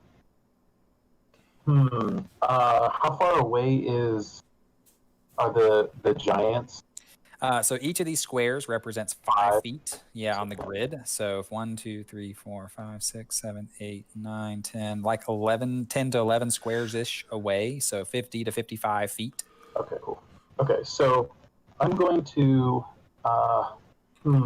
Is there anything I can do? Does one seem, I don't know, much more? Does it look like one of them is commanding or giving orders? Have I noticed, or is it just that they're flailing? Like they just No, you would just kind of notice that one of them. I mean, they both look really tough, but one of them looks more offensive in nature, and one looks more defensive in nature. So I'm going to I'm going to declare as my what is it? My sworn, right? My Yes, sworn oath sworn. Yeah. So how far can I? I just have to see them, right? Yeah, I believe so for your oath sworn. I haven't played him since the last time I DM'd, so I don't recall specifically, but I believe so. Yeah. So I'll see him. So I'm gonna put the one with the big fire fire Okay. blade as my sworn enemy. All right, we will put on him. Let's see, which one of these would be the best? I don't know which one technically means you mocked. You mocked. It's got a bullseye, There we a go. little archery I range. like it. And then, yeah. So I have to say, so my bow, when I'm readying my bow to shoot it, it whispers to me in Elvish, "Swift defeat to my enemies." And then I respond. I was supposed to respond in order for this to work. "Swift death to you who have wronged me." So I say that, and I don't know if I have to say it in Elvish. I don't think I know Elvish, but Ababidi boopy. He just said some gibberish. and then Puerto Ir Albano. as a bonus, well, hold on. Yeah, so I'm gonna pull out my. I guess I don't want to move. Let me see. I'm as far away. Yeah, I'm as far. He's down these stairs, but fire giants are so freaking tall, so you've got a clear shot at him. Yeah, I'm just looking. There's nowhere else. I can't go any further back. You so, have the high ground. You Yeah. have the high ground. You are good. So I'm gonna stay in place, and then I guess I'm gonna sort of get my arrow ready, and I'm gonna shoot at the fire giant here. Okay. Let's see what we got. Let's do it. So, well, Nice. So 23 AC against AC on that fire giant. Where is it? I'm pretty sure that hits. Where is it? Where's his AC? There it is. Oh, it's all the way at the top. I was like, it should be down here. Yes, that hits. great. So he takes 10 damage plus, since he is your sworn enemy, he takes the additional 12. Right. So he takes 22. Great. Let me get out my thingy here. I left my pen back there when I moved. Let me grab another pen. Hang on. Oh, We use an actual paper. yes. So that I can more easily mark through it. That's why you don't have two screens. No, I do not. Peasant. All right. Peasant. All right. Yeah. So you may not know this, but your particular character, when you make an attack against your sworn enemy, you have Horde Breaker, which means you can make a free attack against any other target. They will not take your sworn enemy damage, but you can basically shoot a second person. So let me then shoot, and it's be different. So let me shoot this fire elemental. I want to see the one right in front of the Right. fire giant. Yeah, that guy. Okay. So I'll shoot him. Sure. You can roll another attack. Let's see what we got. There we go. Okay, that hits. All right, cool. So he takes 12 damage. Let me write that. And then, since you're high enough level, you get to take the attack action again on your turn, so you can shoot at your sworn enemy again. All right. Oh, here we go. Get him. That Yeah. hits. All right, so he'll take another 24. All right. And I can't remember if you can do Horde Breaker twice in the same turn. I'm not sure. Any of you guys familiar with Ranger mechanics? If Nope. you're able to take that free action again, Nerp. it might not be worth taking the time to read. Much about that. It's 11-18. Go ahead and make another attack against another target. That's good. Let me pull this up. Everyone, you get an attack. You get an attack. I'll do it against the same fire elemental. Okay. So when I didn't mention this, but when the first arrow hit the fire elemental, you could tell that it did damage, but it just didn't seem to do as much damage as you're used to seeing when things take arrows to the face from your bow. Right. I think I'm just gonna hope it just dies. I'm just gonna keep shooting at it. That's fair. It And says this was For the knee. The elemental. It does say once on each turn, but you're the DM, Oh. so Yeah, I'm happy with letting it happen twice. okay. I was very much shooting to be done by midnight. So Yeah, we're I've gonna- got his we're gonna character make sheet sure. up if you have any more questions. Cool. All right. So you did 2 bow attacks and then 2 free attacks, and your bonus action was doing your oath sworn. So I think you are complete. Is that correct? Sounds good. All right, Polina. Okay. So Pellinor is going to step up just right in front of the flame guy, and he's going to, he's going to step forward in front of the leader and address the fire giants and basically command them, hold. You have been warned. What business do you have here? They do not seem to be capable of responding intelligibly. Their eyes seem to glow with some sort of beyond this realm grace. And so they seem to be just kind of almost like dolls that are being commanded from another realm. You do hear a booming voice snicker from the sky. Snicker. Yes. Ooh. Who He's toying with us. snickered? I want to pick a part. Or I believe somebody snickered at you. And you hate being snickered at. So he's gonna quickly, not to take his eyes off, he's gonna look at the cult leaders like, I do not believe this is your deity. You would not seem to be one to worship one that snickers. So let's just take care of this problem and then we can move on. So Yeah, he's going to. The cult leader just like says, please kill them. So, Pellinor is going to stay close to the flame, stay close to the cult leader since he's right there. So he's going to Yeah. step up. Smart. He can't light his flame on his sword. That's pointless. But he can turn his head into a frog. That's at least something he can do. So he's going to stand where he is. All of a sudden, his head kind of morphs into a frog. The tongue comes out, grabs the sword from its hilt, and lashes out at one of the elemental right here. All right. And I'm gonna have to ignore some of this damage. So it's a 22 going to hit. It does. All right, so it's only going to be plus 7, so it's 15 damage. Okay.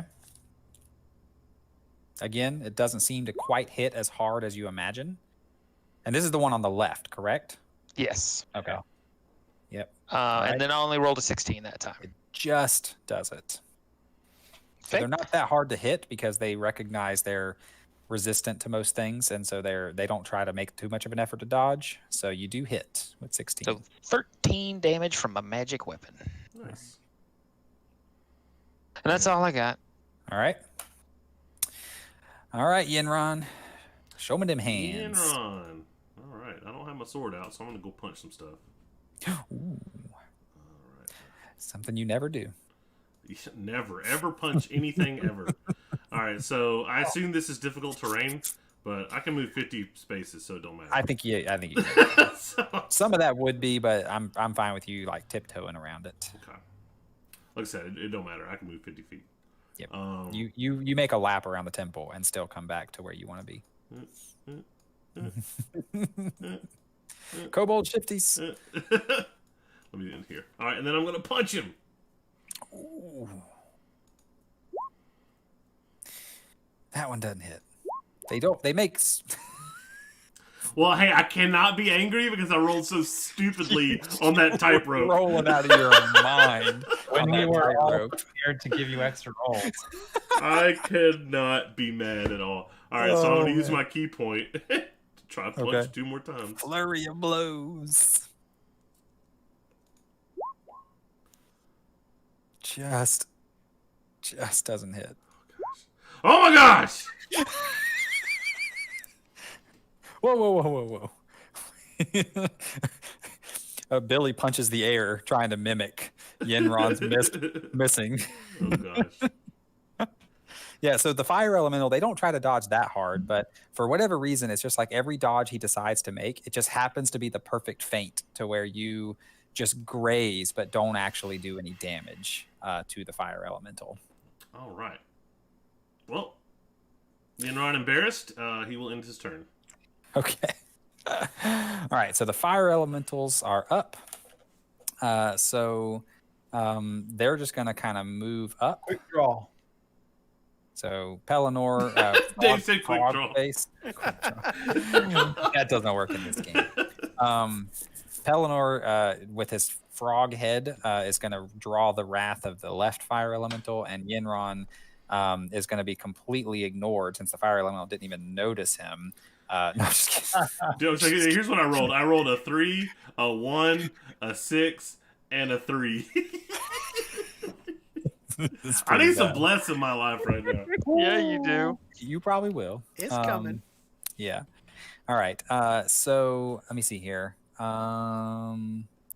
Creature that touches the elemental or hits it with a melee attack within 5 feet of it. So you didn't hit it, so you don't take that damage. Oh my I god. wasn't within 5 feet. And My you tongue were may within have 5 been, but I wasn't. So you're fine. Let's see here. The first time it enters a creature's space on a turn.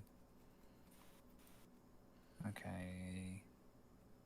Huh. Interesting. So they can actually move through you and set you on fire on their Nice. turn. That's interesting. I didn't realize they could do that. I saw that if you hit them, you got hurt, but I didn't see that. So They're basically he's not going to worry about that though. They're just going to both attack the ones in front of them. So Pellinor, you're going to get 2 touch attacks. So they're just going to try to reach out to you with the flames. Touch me. There's 1 roll. Oh crap. There's 2 rolls. So Alright, so it's- the 23 hits and the 21 doesn't. Okay. All right. So one of these gets that damage. Some good die rolls.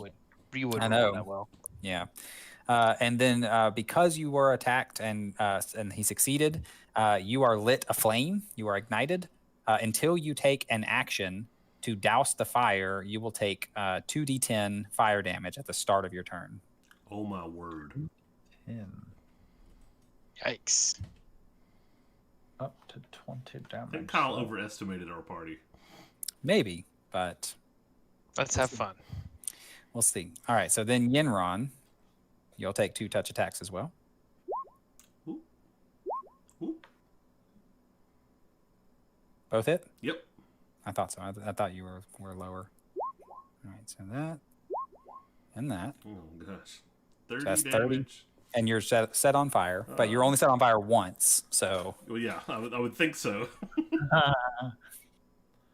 You know, you're on double fire. Double. Fire. all right, Both hands that's, and both that heads is are it on for fire. them.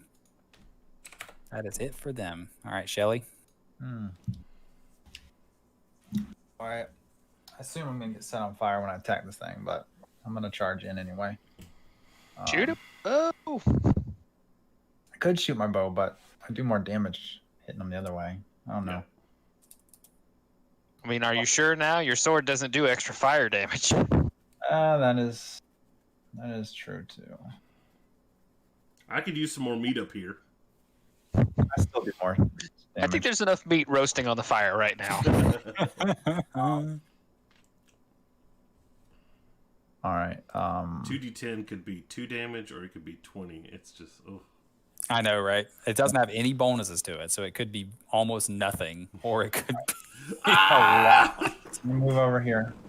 My history with D10s is not good, so I was hoping that I literally made it 2d10 because I was like, I'm probably gonna do like 1 damage per turn if I leave it at 1d10. We'll see though. If it's going poorly, I'll help you guys out. I'm gonna move I got over it. here. Okay. I'm going to attack the fire elemental with my sword. Okay.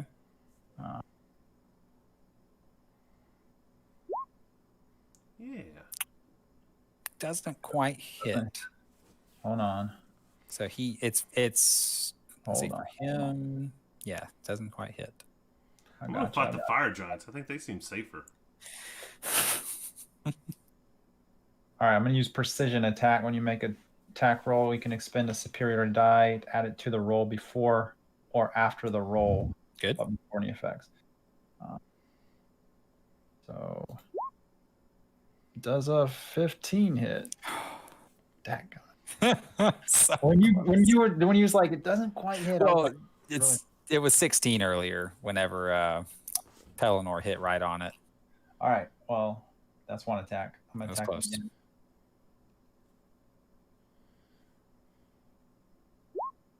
Good grief.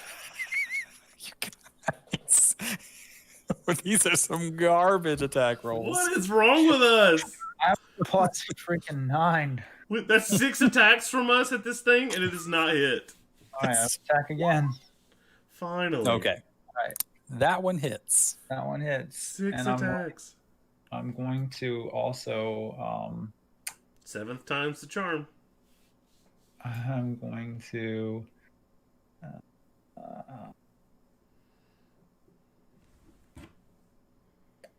I'm going to do a goading attack. Okay. So I'm going to add this roll to my damage.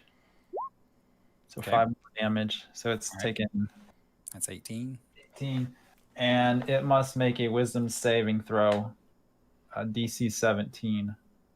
On failure, it has disadvantage on all attack rolls against targets other than me until the end of my next turn. Wisdom. Yeah, wisdom. Set DC 17. It's got a 0 bonus, so it'll just be 5. Okay. If you attack anyone other than Shelly, you have disadvantage. I like Nice. it. Very good. All right. That 3 attacks, so you're done. Yeah. All right.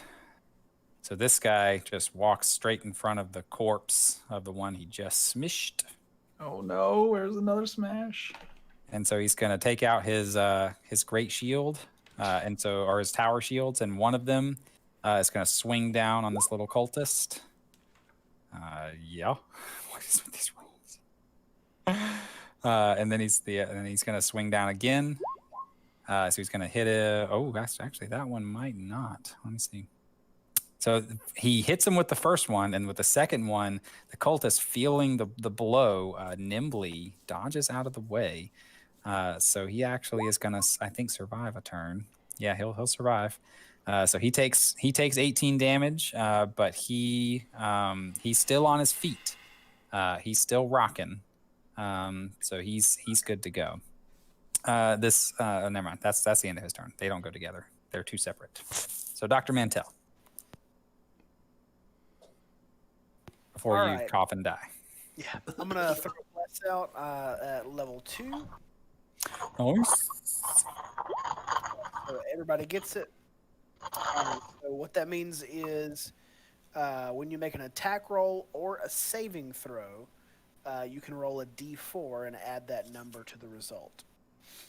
Very nice. And then, as a result of casting a spell that targets one of my allies, I will grant them an attack, and I'm going to go with Billy because he's the only one who hadn't completely Whiffed. bought it. Choice. Hey, I hit. Once. All right, good point. And I'm pretty sure, Justin, you said that feature says once per turn or once per round? What you talking about for Billy? Horde breaker. Yeah. Oh, it said once on your turn. Once on your turn? Okay. So you can just take an oath bow shot at a target of your choice. Target of your choice. Yeah, once on each of your turns. I would make it your sworn enemy so you can get that extra damage. Pump that damage. So wait, what are you adding? Yeah, you can just basically I'm granting you an extra attack on my turn. Nice. So just take a shot at your dude. Let me look at it here. And they can roll that d4 every time, right? Mm-hmm. Oops. Yes. All right. is so So against your sworn enemy, that does not quite hit. So roll your d4 and see if it gives you enough of a bump. How do you roll? On the right side or left side, there's a little D20. You can click it and then hit it the D4. On roll 20. Just quick to do it quickly. Mm-hmm. Oh. You just click the script d4, like the letters, the letter and the number. I don't. Wait, I don't see that. All right. So on the left side, there's a little. There you go. Oh wait, he did it for you. Well, That's good. I'll let him I'll let him Oh, try it. See if Here. Oh, okay. Sorry. yeah. That Yeah, last let's roll. let's There not you let him go. take that. There we go. All right, that is just enough to hit the giant. So your damage will count. So he will take 21 additional damage. All right. Then with a bonus action, because I cast a enchantment spell, I can cast that as a bonus action. Instead Okay. of full action. So Nice. with my full action, I will cast my cantrip called Toll the Dead. Blah, blah. Can't talk, y'all. Is the target missing any of his hit points? I'm gonna target the fire elemental that Pelennor already hit. Okay. So it'll take 19 necrotic damage. Does it make that save? Yes. Yeah. Okay. That was DC 17 Wisdom save, and it's not half damage on a. Oh, come on. I With a 0? like a 16 on Hold on, anything. flat With a 18. 0? That's ridiculous. Oh my gosh. Sure. I'm not trying to do that. I What mean, are these rolls with Name? the last time I played where I DM'd for you guys, my encounters were too easy because I was rolling like poop. So I beefed them up a little bit, but man, I'm already half dead. rolling out of my mind. All right, is that it for you? We're over here rolling 3s and 2s on attack rolls. That's just how it goes. Russ, you were done. That's the luck of the dice. Happens that way sometimes. Hey, All right. hey, we said we were gonna get some woe. Apparently, it was on the dice. The good and the bad. That was the bad stick. Yeah, the good stick was the tightrope. The bad stick. Oh my goodness. Oh, all right. So these two cultists, they're gonna just flank this giant. They want to defend their leader to the hilt. So they're gonna just start wailing on him. So the one on the left is gonna, I believe they get to make. Do they get to make 2? They have scimitars. Yeah. So they get to attack twice. So he's gonna make 2 scimitar attacks, and then the other one's gonna make 2 scimitar attacks. So we'll just do 4 of those in the chat. All right, so with the Great Shield one, let's see. So actually, only the last one hits. Oh gosh. I was about to say, what's his AC? Super high. Carrying 2 shields. So he will. Oops, that's the wrong guy. That's the wrong damage. That one. All right, so he'll take 13 damage from the cultist. And as a free action, he's gonna make this kind of. It's not really tribal, but it's kind of like it seems like a foreign language, but not one that any of you recognize. And from behind the fire giants, more cultists come out of kind of different hiding places they have. Woodworks? Basically out of the woodworks, yeah, in the rocks. So it seems like they're going to be able to buy you guys a couple of rounds to deal with the fire elemental threat before you actually have to come and deal with the fire giants. So we'll say they spent their turn kind of getting to the scene. So I'm going to allow them a kind of a positioning movement, but they won't make attacks this turn. So they're going to start kind of this flanking action on these giants. All right, then the cult leader takes his turn. So he has some spells at his command. Is he empowered by holding the flaming spear? Run away, dude. So he is going to run away, but first, let me see. Run all the way to the CDC. Yeah, just go. He doesn't know how to get there. Yeah, I was gonna say he's already said he doesn't know the way. Okay, so yeah, that doesn't work. All right, so he will do. I know do it. Man, they've got some different I will show different you the way. options here. He's got giant smite. Mm, A big spell of Water? He's actually going to attempt. He looks at the fire giant with the great sword, and he's going to speak a spell of command. Spell of man. Oh, that didn't actually do anything when I clicked it. What about when? Nope. What about whenever I do? Nope. That. Nope. Nope. Click That that. doesn't work. Click that I- one. Doesn't let me actually throw it into the chat. So basically, though, it's going to be a wisdom saving throw, which I think will scale with his wisdom. So it's just going to be a DC 13 against the great sword fire giant. And if he fails, then the cult leader can speak a word of command and tell him what to do. Heck yes. All right, so he fails. So what the cult leader is gonna command him to do, which there's he's somewhat limited on what you can command. It can't be just about anything, and it can't be directly harmful to it. So he's actually going to tell that giant to drop whatever it's holding and end its turn. So on that giant's turn, he will drop his greatsword, and that will end his turn. And then the cult leader is gonna run away. He's gonna come and kind of hide over here. Now, what if somebody in real life told you to end your turn? How would you translate that in your brain? I mean, you just imagine that you just tell it to wait, and then 4 seconds pass. I'm going to tell or however Alyssa to use that in her classroom. End your turn right now. End your turn. All right. So the fire giant, who was about to go on a rampage here, because he is the offensive one, he actually just, under the spell of this command, just throws his weapon to the ground and just stares dumbly into space for a few seconds, completely expending his turn. Whoops. Oops. Excuse me. Oh, yeah, I'm getting tired. Back around. Yeah, no. Back around, Billy. So let me see here. I'm going to just move a little bit right here. Okay. Again, trying my best to not ever get too close. And did neither House MD nor the cult leader took any damage, right?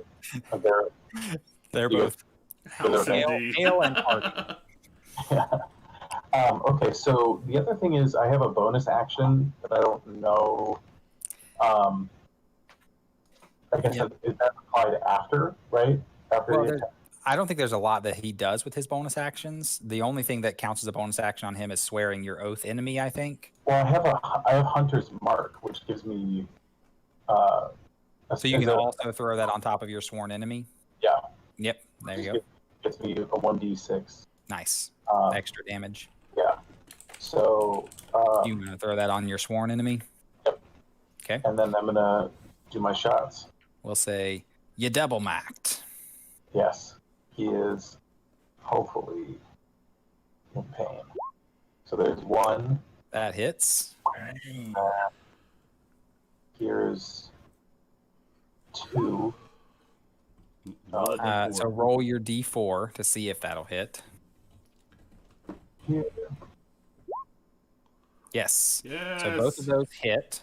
Okay. Now roll 2 d6s to add on to your hunter mark damage. All right. So 6, add on to 25, so that's 31, and then add to that 18, so 49. All right. Nice. Perfect.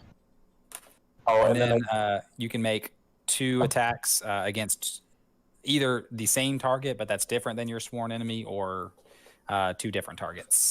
I'm just gonna keep hitting this fire elemental because I'm not. Yeah, the one that these guys are working on. Because I'm also working for the die. Good call. So roll 2 attacks. That hits. That hits. All right. So he will both take the 11 and the 8. So, okay. Got that. Sorry. Oops, I didn't want to do that again. You're good. You're good. Okay. So I believe that does it for your turn. All right. Sword Fire Giant looks rough. He's surprised by the onslaught of arrows that have already kind of begun to overwhelm him. So he's bloodied for sure. Okay. Pelennor. Do I take the fire damage at the beginning or the end of my turn? Start. So how much do I take? 2d10? 2d10. You want me to All right. roll it, or you want? Yeah, to roll I don't want to damage myself. it? Don't. How dare No, you. because then it's my fault if I roll well. All right. Average. That's what it's supposed to. And then it just takes one of your actions to douse the flame. I only have one action, and I'm not going to waste it on putting fire out. I'm going to use it to smack this dude twice with my sword. You don't think your move action would count? No, I mean, if it says action, it specifically okay. requires your entire your Gotcha. action. You only have one action. All right. Mhm. I should have brought some buckets of water. Yeah, it's like quick, Enron, pee on me. Done. So Misses. With my acrobatics, So- I should be able to jump on Shelly and pee on him from here, right? he's just gonna now that he's in melee range with this thing, he's gonna bring the sword back to his hand from his tongue. He's gonna grab it, and he's gonna channel. He's gonna feel like I need to strike true. So he is going to. Actually, I don't think I want to use this spell now that I say that. No, I'm just gonna smack him. You want to retreat a step? Well, I don't. Do I take any damage from hitting them in melee, or do I just get lit 5 on feet. fire? I think it's. Let me read the wording just to make sure. A creature that touches the elemental or hits it with a melee attack within 5 feet takes 5 or 1d10 fire damage. Okay. Oh my well, goodness! well, here's the thing. But if I walk away from it, it's just going to attack me Or anyway. can't you disengage for your move action? Nope, you got to use a full action disengage. too. Really? That's a full Yeah. action too? Yes. Now, Garbage. what I can do is because I have the mobile feat, I can make one attack.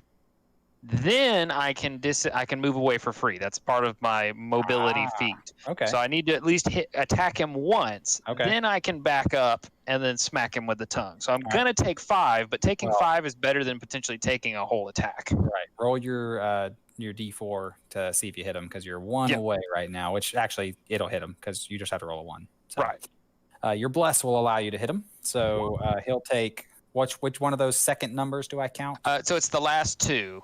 Normally I would get the last 3, but right now I'm only getting the last 2. So it's just 14 damage. 14. But I am also going to tack on a smite Ooh, smitty damage for an What? additional 13 radiant damage. All right, so that's 27 total. Yes. Okay. So the smite seems to affect him normally. He hisses at you almost like a cat whenever that hits Good. him. Good. But you hiss a little bit too as you sizzle from smacking into So fire. do I take 5, or are you giving me 5 or a D10? I'll roll the d10 because my d10s are normally pretty garbage, except tonight. I swear, when I've rolled a d10 weapon with a character, I am rolling 2s all night. I mean, it is You can straight choose that. 2s. I have to get that 4 times. All right. So then he's just going to take a couple of steps back, and now he's just going to seamlessly pass the sword back to the tongue, and then it's Yep. going to lash out. Smack him again. Nice. Okay, you're gonna need a decent roll on that d4. Nope. Nope. So the second attack misses. So in all the Slightly commotion, in all the movement, it's still, the tongue, the fire is a little bit amorphous. It's kind of a little bit harder to strike true with all the flames. Plus, also probably having my vision blurred from being on fire. Seeing fire through fire might be hard to tell which flame I'm actually hitting. And so, but he at least steps back, and I think that's all he's got this round. All right. So with that smack though, he starts to look a little shaky. A little shaky. All right, Yinron. All right, time to kill myself punching this thing. We'll say that your punches happen so fast that you'll only take damage every 2 punches that you hit him Okay. with. I like that. Because it's so fast, it's really like you're hitting him twice in the same span of time. All right. I'm not on the right character sheet. There we go. So I Yeah, will. don't swing your oath bow at him. No, I will not. Punch. Crit. Finally. Oh, do them hands of harm. I'm about to. Roll. You haven't poisoned him yet. Well, I was. I didn't think they could be poisoned. They're elementals. They can't be. You're I right. didn't think so. Because I think I tried Although to with poison the way something. things are going, I- I might have let you poison him. Oh my gosh. So bad. Alright, Garbage so roll. 1, 2. I get to do it twice, right? think so. Okay, so yeah. So, what? 15. And 11. That's 26. Yep, there you go. Nice. Very nice.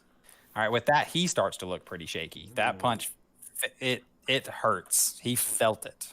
He thought you were basically not a threat. And at that moment, he looks at you with eyes that are very different. Alright, so. Oh, that stinks. Alright, so. 23. That is. Alright. So then I'll take my fire damage, I guess. Yeah, you'll take a d10. Alright. You're going to flurry of blows. I am. I'm going to do one more punch. Okay. That hits. I'm going to add another hands of harm, just for good measure. Good. Crap. And then for the other punch, I'm going to heal myself. I'm going to punch myself in the nuts and do hands of healing. If something's resistant and it takes 1 damage, I guess that doesn't do anything to it, does it? Nope. It's around. All right, and then I'll take my damage, I guess. Hands of healing. Yeah, I guess since you don't get one more swing. No, Well, how much I time- used my hands of healing for that. Oh, gotcha. How much did you heal? I don't know. He laid hands on himself. You haven't done it yet. I was looking for the click and I couldn't. Oh, if it's worth it. Okay, I rolled a 2 for your fire damage, so it should be worth it. Hands of healing. Here we go. Hands of healing. What the? Roll the. Oh, there we go. There we go. Yeah, it's at the bottom. Nice. So that was a D8. So I actually got 9. Very nice. So All right. 7. All right. Is that it for you, Yinron? Yes. All right. So they feeling the seeming force that is commanding them are saying what's most important is not the trash that's in front of you. So he's actually going to move through your square. But since both of you were already set ablaze, you don't actually get set ablaze again. It would just ignite you again. So you don't take any additional damage. But he's going to move up here. And then this one's going to move Do you get here. an attack of opportunity or no? Well, I guess he stays engaged to Pellinor because he doesn't move away from him. So Pellinor will not, but both of you can take an attack of opportunity against it. Oh yeah. That does not. You can roll your d4 if you crit it. If you Oh my God, max it. that is a 3. I rolled a 3. Oh man, you both are rusting it up pretty bad tonight. Russ. I rolled a 3 and a 1 also. Yep. All right. So they both move up and make some touch attacks against this cult leader. Whoa.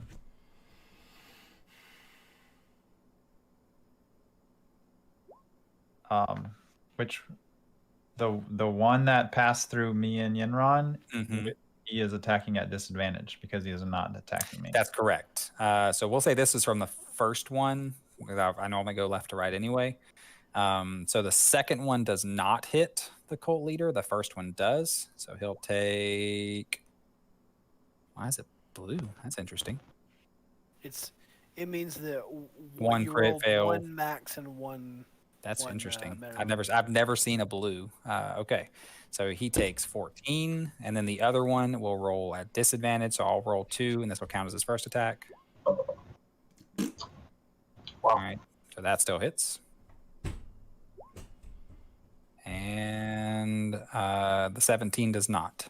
Okay, so he'll take one attack from the other one, which will do 15. So he did, what was the first 29. damage? 14 and 15. So yeah, 29. So he's still okay. He's looking okay. You guys can meta ask him how he's doing if you want. I can tell you I his don't hit points.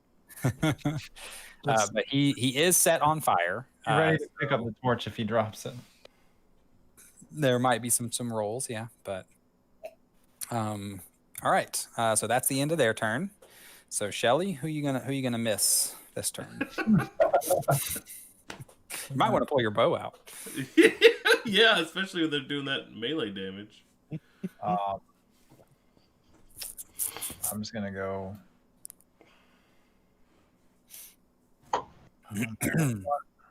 Which one's looking the worst? We've hit them both a good bit. Yeah, this one's looking worse. They're not far from each other, but the one you and Yinron and Billy have hit several times. Really, Billy's done the bulk of the damage here. Yinron contributed significantly with his punch. All right, I'm gonna hit the one on the right. Okay. Shelly's left as I'm looking down. Okay. I'm gonna attack with my sword. There you go. Okay, so take that. As I do that, I'm going to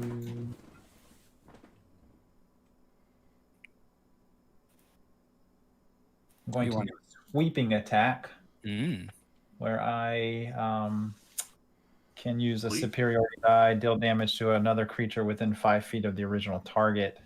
Okay. As long as my original attack would have hit it, which I assume it would. Nice. So he can take 7 damage to this guy. Very nice. So it doesn't add on to the original guy. It just adds on to the other guy. No, yeah, it just hits the other guy for 7. So this guy takes first guy takes 13, and the other guy takes 7. All right, I'm gonna attack the guy on the right again.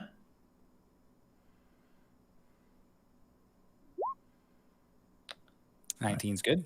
He can take 14 damage. Okay. How many superior die do I have left? Let me see. He's looking very hurt.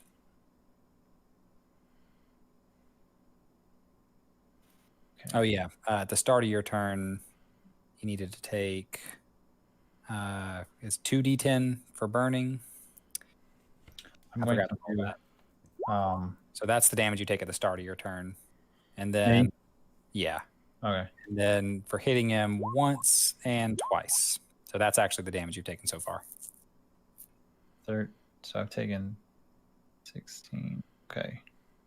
Taken 25 damage. Yeah. All right. Bring it on, baby. Sorry, I forgot at the beginning of the turn. So still on this second attack, I'm going to use a superiority die.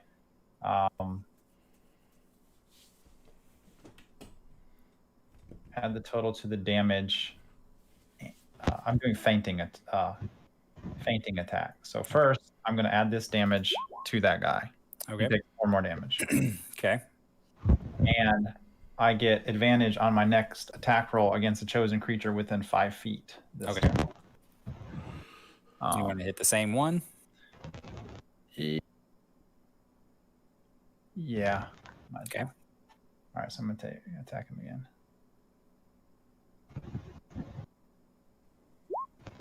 All right. Describe how you cleave the fire elemental in twain. Praise the Lord. Straight down the middle this way. Nice. Not horizontally. Not horizontally, straight down the middle. He slices downwards, and the fire elemental seemingly collapses. The material that seems to be holding it together at its core kind of gives way as the there's blade 2 of them. passes through it. And so after his core is cleaved, he cannot reform himself and crumples into a pile of ash at Shelly's feet. Nice. Nice. You know what? Action surge. Action surge! go. Yep. Clicking that off. I'm attacking the other fire guy. Do it. Does that mean you get 3 attacks again? Do it. You get 3 Uh, attacks again, I right? think so. You get a whole new action. Whole new action. There you go. I think you're right. I Do forgot. it. Just go ahead and roll all Stop 3. questioning, Dave. Just attack 3 All right, times. I gotta add my D4. Yep. Not quite. No, Oh, God. All right, that was first try. That hits. Take that one, and then That hits. take that All one. right. Take Nice. 6 damage. yes, sir. Did you want to do any superiority die or just let those 2 be? Might as well. I'm gonna do. DM hints. I'm going to do. Which one do I want? I want to do. I'll do goading attack again. Nice. So take 4 damage, and then if he's still alive, he has to save wisdom saving throw DC 17. Otherwise, it's disadvantage to attack anyone but me. Yes. All right. Disadvantage. All right, that's the end of my turn. I like Cool. that. All right. He's looking rough. He's not dead yet, but he's getting there. All right. So now the shielded fire giant, seeing his fellow fire giant drop his sword, looks confused, but also recognizes the threat in front of him, and so he makes some attacks. So 23 will hit this guy that he hit last time. That's right in front of him, and so he will take Squish. 24 damage. So he is dead. That's enough to take him out. And then he turns to the one next to him, so he can make his way up if he wants to. 14 is not enough. So again, that same guy just nimbly dodges out of the way. Just that second swing of his, he's right-handed. Like he's one of those people that literally can't do anything with his left hand. So he hits with his right shield and he's like, yeah, and then his left shield's like, ugh, and he like hits himself in the face. So he misses. So he, however, he's gonna recognize also that he wants to just like leave this garbage behind. So he's gonna actually like step up and walk kind of awkwardly through the stairs and just kind of get a little bit closer to the action down here. So he's gonna take some opportunity attacks from these cultists. They each are gonna throw a scimitar at him. 2, 3. One of those hits. The other 2 do not. Hit him. So he will take 15 damage. All right. Go, cultist. All right. So that's them. Dr. Mantell, Come on, Magic Man. what you got here for us? Who all's? I know Key, you're pretty low on hit points. I think Shelly took a decent amount from Shelly, that turn. okay. I took a Yeah. hit, but I'm still at 87. I think I'm gonna throw out a mass Yeah. healing word. I start with a good bit.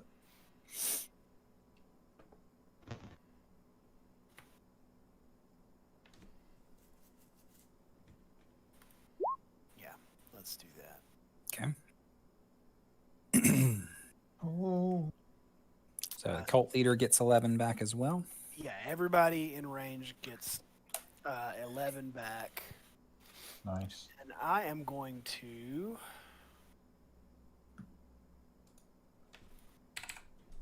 do something I haven't done before.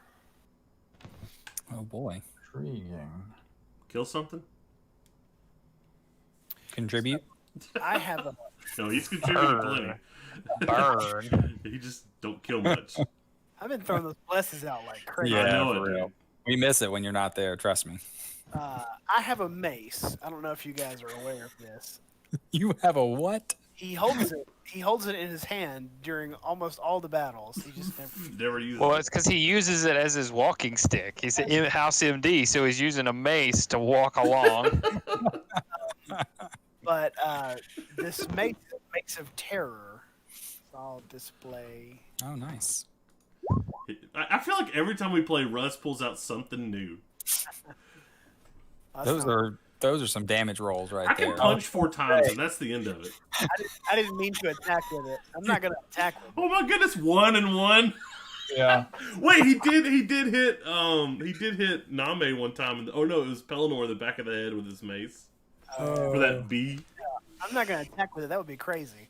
I'm going to expend a charge, and each creature of my choice within 30 feet has to succeed in a DC 15 Wisdom save or become frightened. All right. So I should. Um, This guy, 15. This interesting. So the fire elemental is not immune to being frightened. I thought he would be.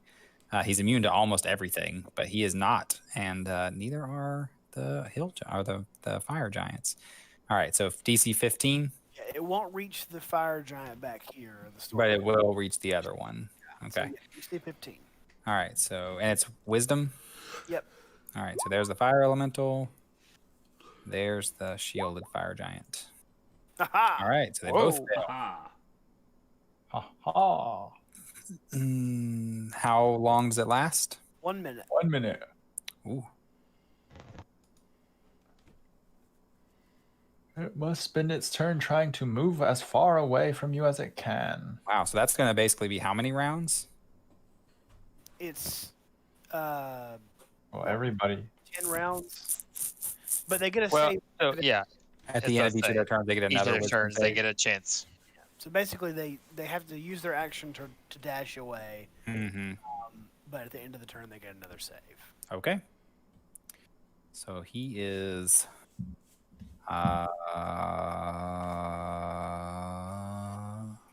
One that looks like this. I'm looking. Kevin McAllister. I see one that looks like. We're all yawning. I guess we'll do that one. That's not quite right, but it's okay. It's okay. We'll just call it that. All right. You done? Yeah, that should be it. All right. Cultists, they're going to swarm this guy who is currently unarmed because he hasn't gotten his turn yet since he had to drop his shield. Poor guy's been His shot sword. with 20 arrows, dropped his sword. All right. So He's five. had a bad day. Oh my goodness. Five cultists. 1, They're gonna stab. 2, 3, Oh, we got some hits. 4, 5, What? 6, What? 7, 8, 9, 10. It's only one All right. misses. 1, 2, 3, 4, 5, 6, 7, 8, 9. 9 attacks hit. Okay, so they literally hack him to pieces. Nice. Unless I rolled garbage on the damage, he's dead. No, he doesn't have enough hit points to withstand that many hits. So he, in a stupor from the command spell by the cult leader, he gets hacked to pieces and falls prone and dead. And dead. Nice. I like prone and dead. Yeah. All right. So the cult leader, he has seen Yinron take some hits valiantly in defense of him. So he's just going to look at Yinron and give him Shield of Faith, which is going to give him a +2 bonus to AC. Yes. Is he on fire? He is. Oh, he is on fire. Should he put himself out? +2 AC to Yinron or put himself out? Probably put himself out. We don't need him dying. Yeah, put himself out. All right, so he will take 10 damage, and then he'll spend his action putting himself out, and he will not disengage because he spends his action putting himself out from being on fire. All right, that's his turn. That giant is dead. So Billy, when your guy died, do you get to move it, or is it when you kill him you get to move it for free? I think if I kill him. Hold Yeah, I on. think that's the way it goes. So you'll probably have to spend your bonus action reapplying How your long does sworn the in fire last? until someone puts it out. So it just Because it's a continues magical to... fire. Oh, okay. Yeah, it's a constant. We be burning and smoking. I have no doubt at this point you guys are gonna win. So, I might have overdid it with the cultist reinforcements. Yeah. Well, then you rolled really well too. That should have been that should have been a 50-50 chance of them hitting, and you hit every single time. 9 out of 10. Yeah. I was pretty confident he was gonna at least get one turn to mow a few of them down, but he didn't even get to attack. Yeah, so I have to pick another sworn enemy. So Yeah, I guess I'm gonna pick the other big guy here. All right. But actually, I'm just looking here. So that fire elemental's got to run which direction? Just as away from you guys. So to me, that seems like he's probably going to run like this Through way. me. or maybe that way. Okay. So I'm just gonna take one step this way behind this cult leader. Because I wanna, Billy's like, I'm gonna hide. yeah, I'm gonna shoot through, just kind of right between. Well, can I still? I can. The towering giants still. I think Oh, even yeah. though you can Even still though shoot you okay, cool. above the fire elemental and still hit him. Yeah. Okay. So I'm gonna do that. So let's see what we got. So here are my 2 attacks. That hits. That hits. Very nice. Boom! And I think that's it, right? Right, but you do get 2 arrows into the fire elemental if you want. Yes, that's right. Yeah. Oops, not that. All right. The second one, you'll want to roll your d4. Come on, 3 or 4. All right. Roll a d2. Oh, Mm. Oops. All right, so that's okay. You still did a little bit to him, which is always helpful. He is looking rough. He's not far from falling over. All right, Pellinor.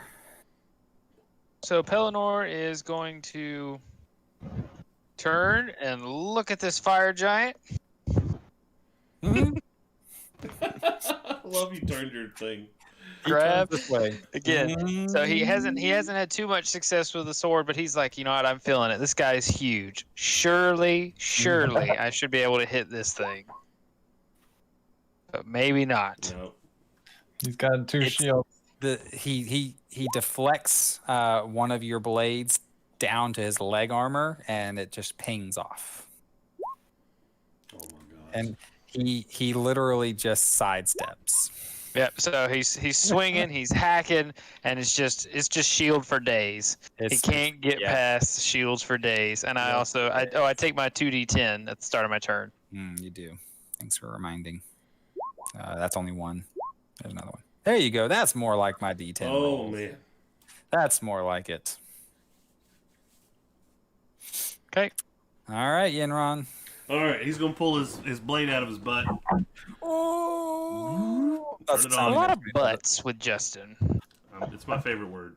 And Now then you face a true duty Or he- stain. duty That's where he stain. catches arrows. All The right. sword. So then he'll attack at this guy. So you know how like Pokemon they have like types, and like some types are good against other types. Well, apparently Yenron's like super effective type is fire elementals because they just were poning so bad.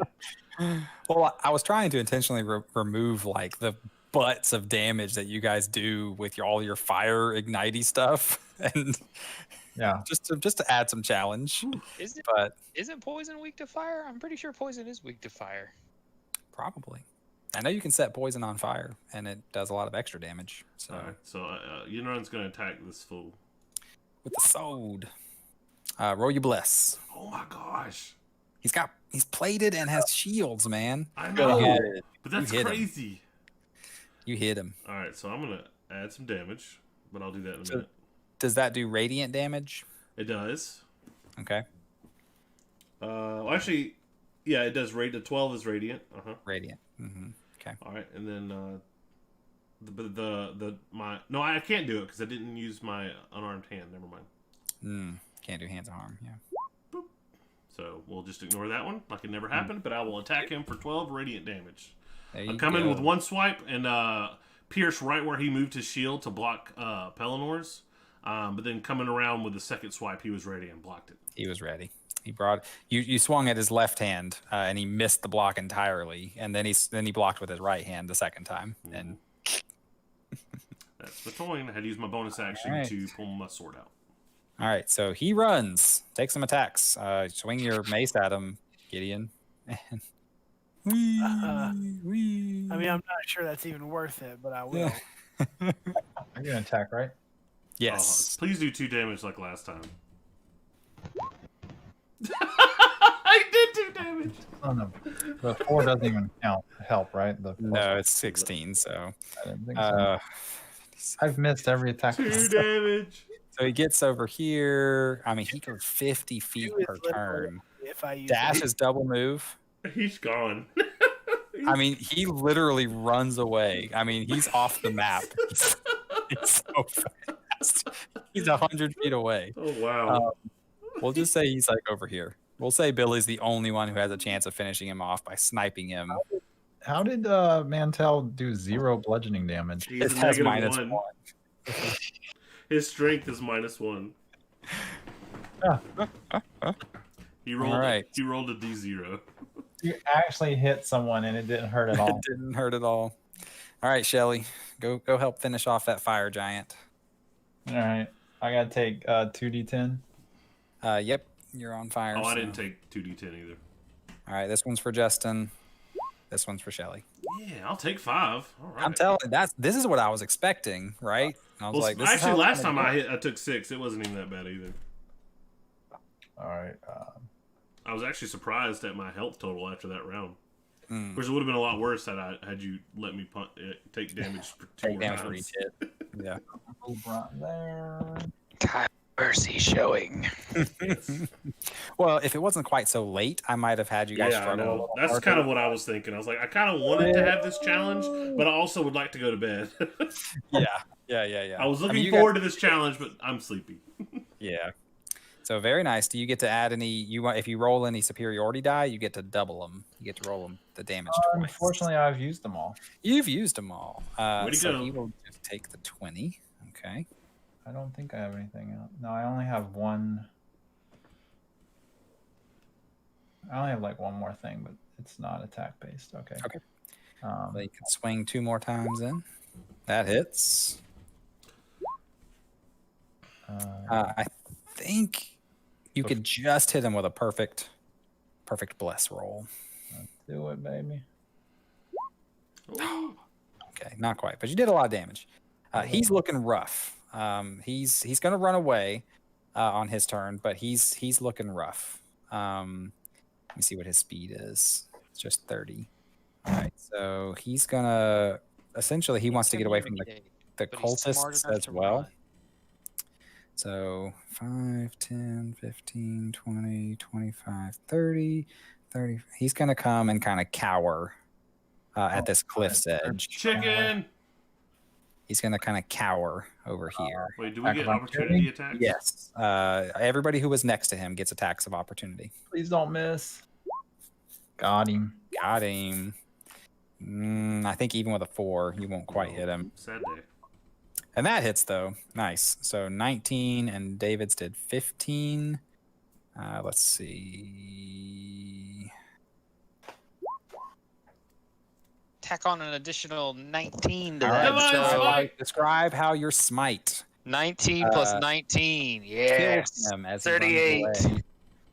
So it's again, Pelennar's been frustrated because he's been hacking away at everything and just having such a hard time hitting. And it's like, all right, calm down. He wipes away the frog head, turns to Norman. It's like, let's be serious about this. He turns to run. It's like, there's no shields in the way anymore. And he just jabs it right back into the giant's calf. Like right there, like right, excuse me, right at the thigh, like right where the Thigh, femoral artery is, and just cuts right there, and then Sets just it a ablaze. huge surge of radiant energy, a flash of light, an explosion right there where the That's sword right. cuts. I can imagine his leg literally exploding inside of the plate mail, and there's just like gore seeping. Hey, through. there's a perfect scene for that in JoJo's Bizarre Adventure where Of course there Josuke is.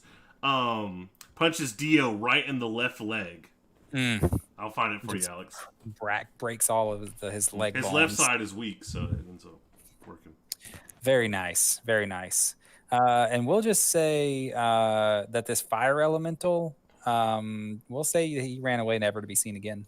Because I don't know, unless Billy wants to take one pot shot at him, see if he can finish him off. Yeah, shoot at him. 100 feet away. Throw a pot shot at him, Billy. In the back of the neck.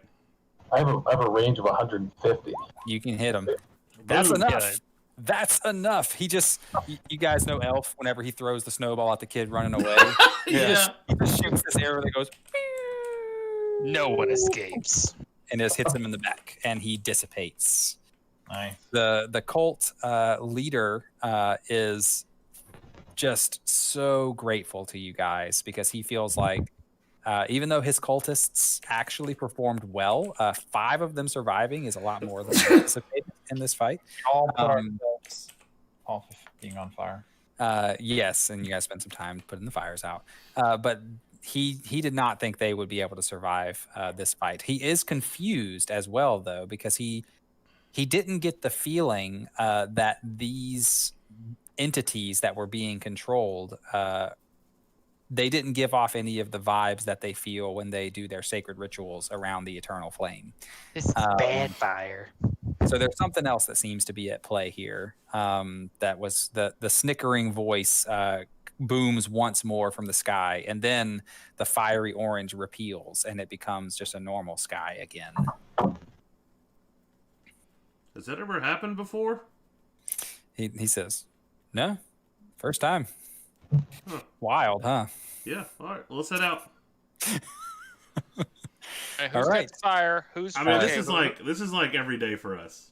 Currently, the cult leader still has the fire. It did not get put out during the fight. He did not go unconscious. It was not knocked from his grip by too powerful of an attack. I had several things planned if any of that happened where you guys would have to try to save it.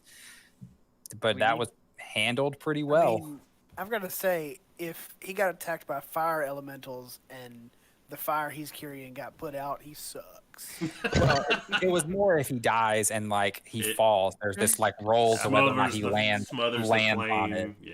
Yeah, that's Oh kind no, do I'm we need attacked by living fire. The fire went out. But do the we foot need of the to fire was construct like a covered by magical fire, and then it's Yeah. just magical fire, and not the. That's how you fight fire with fire. Magical fire. Ah. Okay. we There need you to go. construct a mobile tent that will surround him and have the cultists carry it so that there's no wind going across this fire. I mean, how weak is this flame? So you guys are pretty familiar as adventurers with how to keep torches lit in open environments, and so you take whatever precautions are necessary to keep it. So you return to the CDC headquarters successfully. The cult leader promises to keep watch in the storage place where the sacred flame will be kept burning, and then he will participate when the time comes for the final cure ritual to take place for the Reaper virus. Well, we also know that the sacred flame can be shared. Apparently, although we're still not sure exactly what triggered the hostile response you guys received. Maybe you have to pass it. Maybe to share it, it has to be the test has to be passed. That's why you don't see sacred flames just willy nilly everywhere. Mm. That's what. So you when you guys get back, whoa, no! Robert Downey Jr., what are you doing here? Name is in Your Penny Bottom's crotch. office. If I can get him He the right hops side. out of Penny Bottom's nose. Name crotch. All right. So at some point in his last, in the last adventure you guys were on, he found a kobold that you guys had killed, and poking out of his kind of leather jerkin was a small index card. And Name, out of curiosity, just picked it up, and it was a business card, and he just thought it was a sign because it was a business card that said across the top it said your name, and then it had just- and then at the bottom it was just big letters here.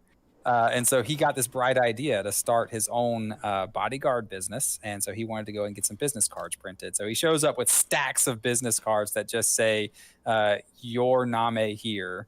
And he intends to go and start his bodyguard business by passing these out. There's no contact information on them whatsoever. It just says your Name here. And I take one, I he's fill it off, excited. and put it on my chest. But he's very excited, and he's also happy that you guys succeeded. And he says, "Did you guys miss me? I mean, did you make any persuasion checks that you needed some help on? Yes, but we somehow managed. Did you kill any innocents? No, but we did watch a few die. No, you weren't there, so This- probably yeah. This might be the first CDC mission that didn't have any innocents die by our hands. I know, it's funny, and you weren't there, so This is amazing. I'm proud of you guys. no coincidence. All